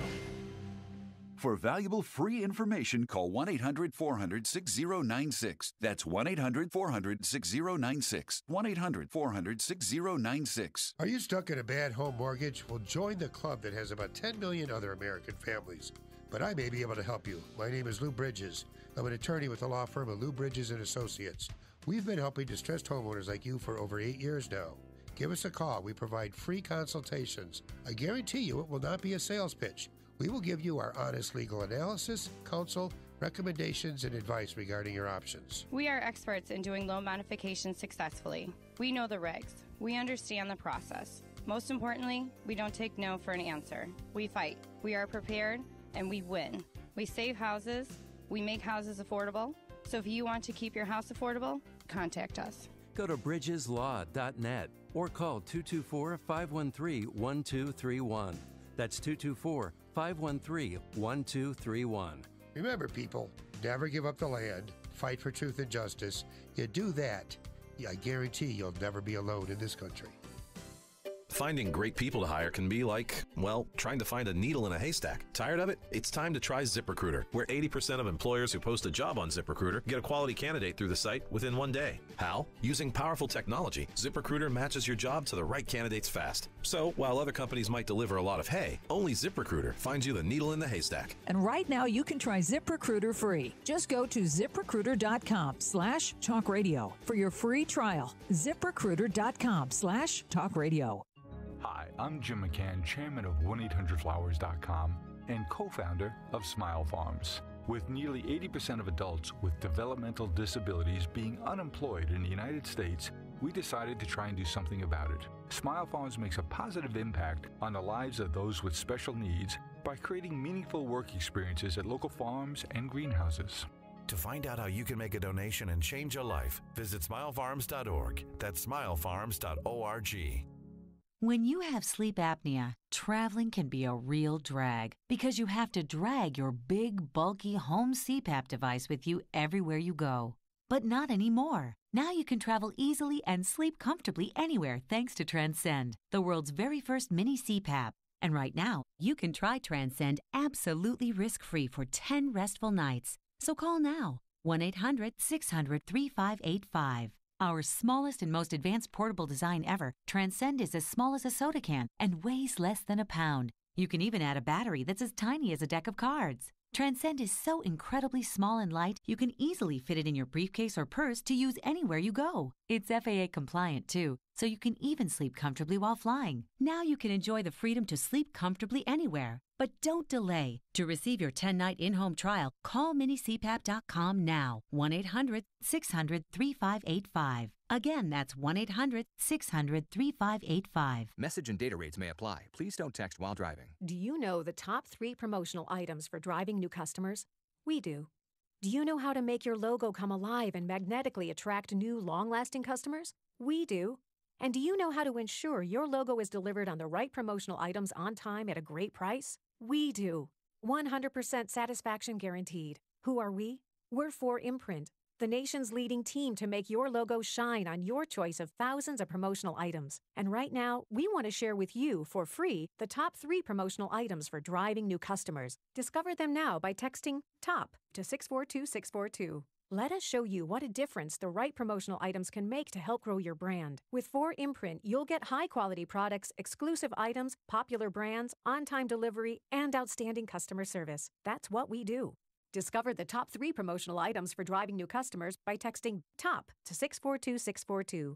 That's TOP to 642-642. Hi, Barry Sterner, founder of Townstone Financial. I want to answer some frequently asked home mortgage questions today. First, how much do I need for a down payment? There are 1% down payment programs currently running, as well as programs that will allow you to get the entire down payment as a gift. We also have programs where a family member can co-sign for the mortgage in order to help the borrower qualify. Do I need perfect credit to qualify for a loan? The answer is no. All these programs have restrictions, so please give me a call at 312-896-2110, and I'll be happy to go over them. Another question is, can I take cash out of my house to pay off high-interest credit card debt? The answer is yes, but you need to have enough equity in your house to make it happen. Why Townstone instead of the big banks? Because since 2002, we pride ourselves on beating the big banks on closing costs and interest rates every day. Remember, nobody values your home mortgage business more than Townstone. I guarantee it, and I own the company. So call 312-896-2110 or go to townstone.com. Listen to the Townstone Financial Show, Saturdays at 1 p.m. here on AM 560. Townstone Financial is an Indiana, Wisconsin, Illinois mortgage licensee 6629 and NMLS 136639. If you did not purchase health insurance coverage during the 2017 open enrollment, I can help you purchase a PPO health insurance plan at any time during the year. This is Tom Marabali, your health insurance advocate and independent producer for Blue Cross Blue Shield of Illinois and other health insurance carriers.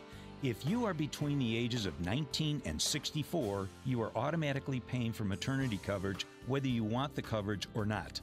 If you are a non-smoking 50-year-old male or female living in the city of Chicago, the monthly premium rate for a 100% tax-deductible health savings account PPO plan would be $590 per month. But I can show you how to eliminate the mandatory maternity benefit and lower your monthly premiums down to approximately $240 per month. To see if you qualify or for more information, call me, Tom Marabali, at 630-863-3477. That's 630-863-3477. AM 560, The Answer. So who's the surprise guest? Yeah, Chris Kennedy. You know, he's running for governor, Mayor Quimby there. And he's got an event coming up September 8th at the Hubbard Inn in Chicago. Okay. Favorite Democrat hang. And he's featuring... Yes, who? You ready? Yes. Are you sure? Yes. Keegan-Michael Key. Yes. Keegan-Michael Key of Key and Peele, if you don't know Key and Peele. And probably Key's best sketch ever, The Substitute Teacher. Let's take a roll here. Jay Quellen. Where's Jay Quellen at? No Jay Quellen here? Yeah. Do you mean Jacqueline? Okay, so that's how it's gonna be. Y'all wanna play. Okay, then. I've got my eye on you, Jay Quellen. Balake. Where is Balake at? No Balake here today. Yes, sir. My name's Blake. Are you out of your goddamn mind? Blake. What? Do you want to go to war, Balake? No. Because we could go to war. No. I'm for real. I'm for real. So you better check yourself. D-Nice. Is there a D-Nice? If one of y'all says some silly-ass name, this whole class is gonna feel my wrath. Now, D-Nice. Do you mean Denise? Son of a bitch! A.A. Ron, where are you? Where is A.A. Ron right now? No A.A. Ron, huh? Well, you better be sick, dead, or mute, A.A. Ron. Here. Why didn't you answer me the first time I said it, huh? I'm just asking, I said it like 4 times, so why didn't you say it the first time I said A.A. Ron? Because it's pronounced Aaron? Son of a bitch! So I wonder if he'll recount that at the Chris Kennedy fundraiser. I'll call him Chiris. Come on, this is Chiris Kennedy. Kennedy? Huh? Yeah, it's good stuff. Maybe? Yeah, Chris Kennedy. trying to jumpstart his gubernatorial campaign against Spalding and against, the Bernie Sanders illegitimate child up there on the North Shore, Dan Biss. Or my alderman. You always forget about Amaya. I'm sorry, who? Amaya? No, Yeah. we're talking about the governor's race.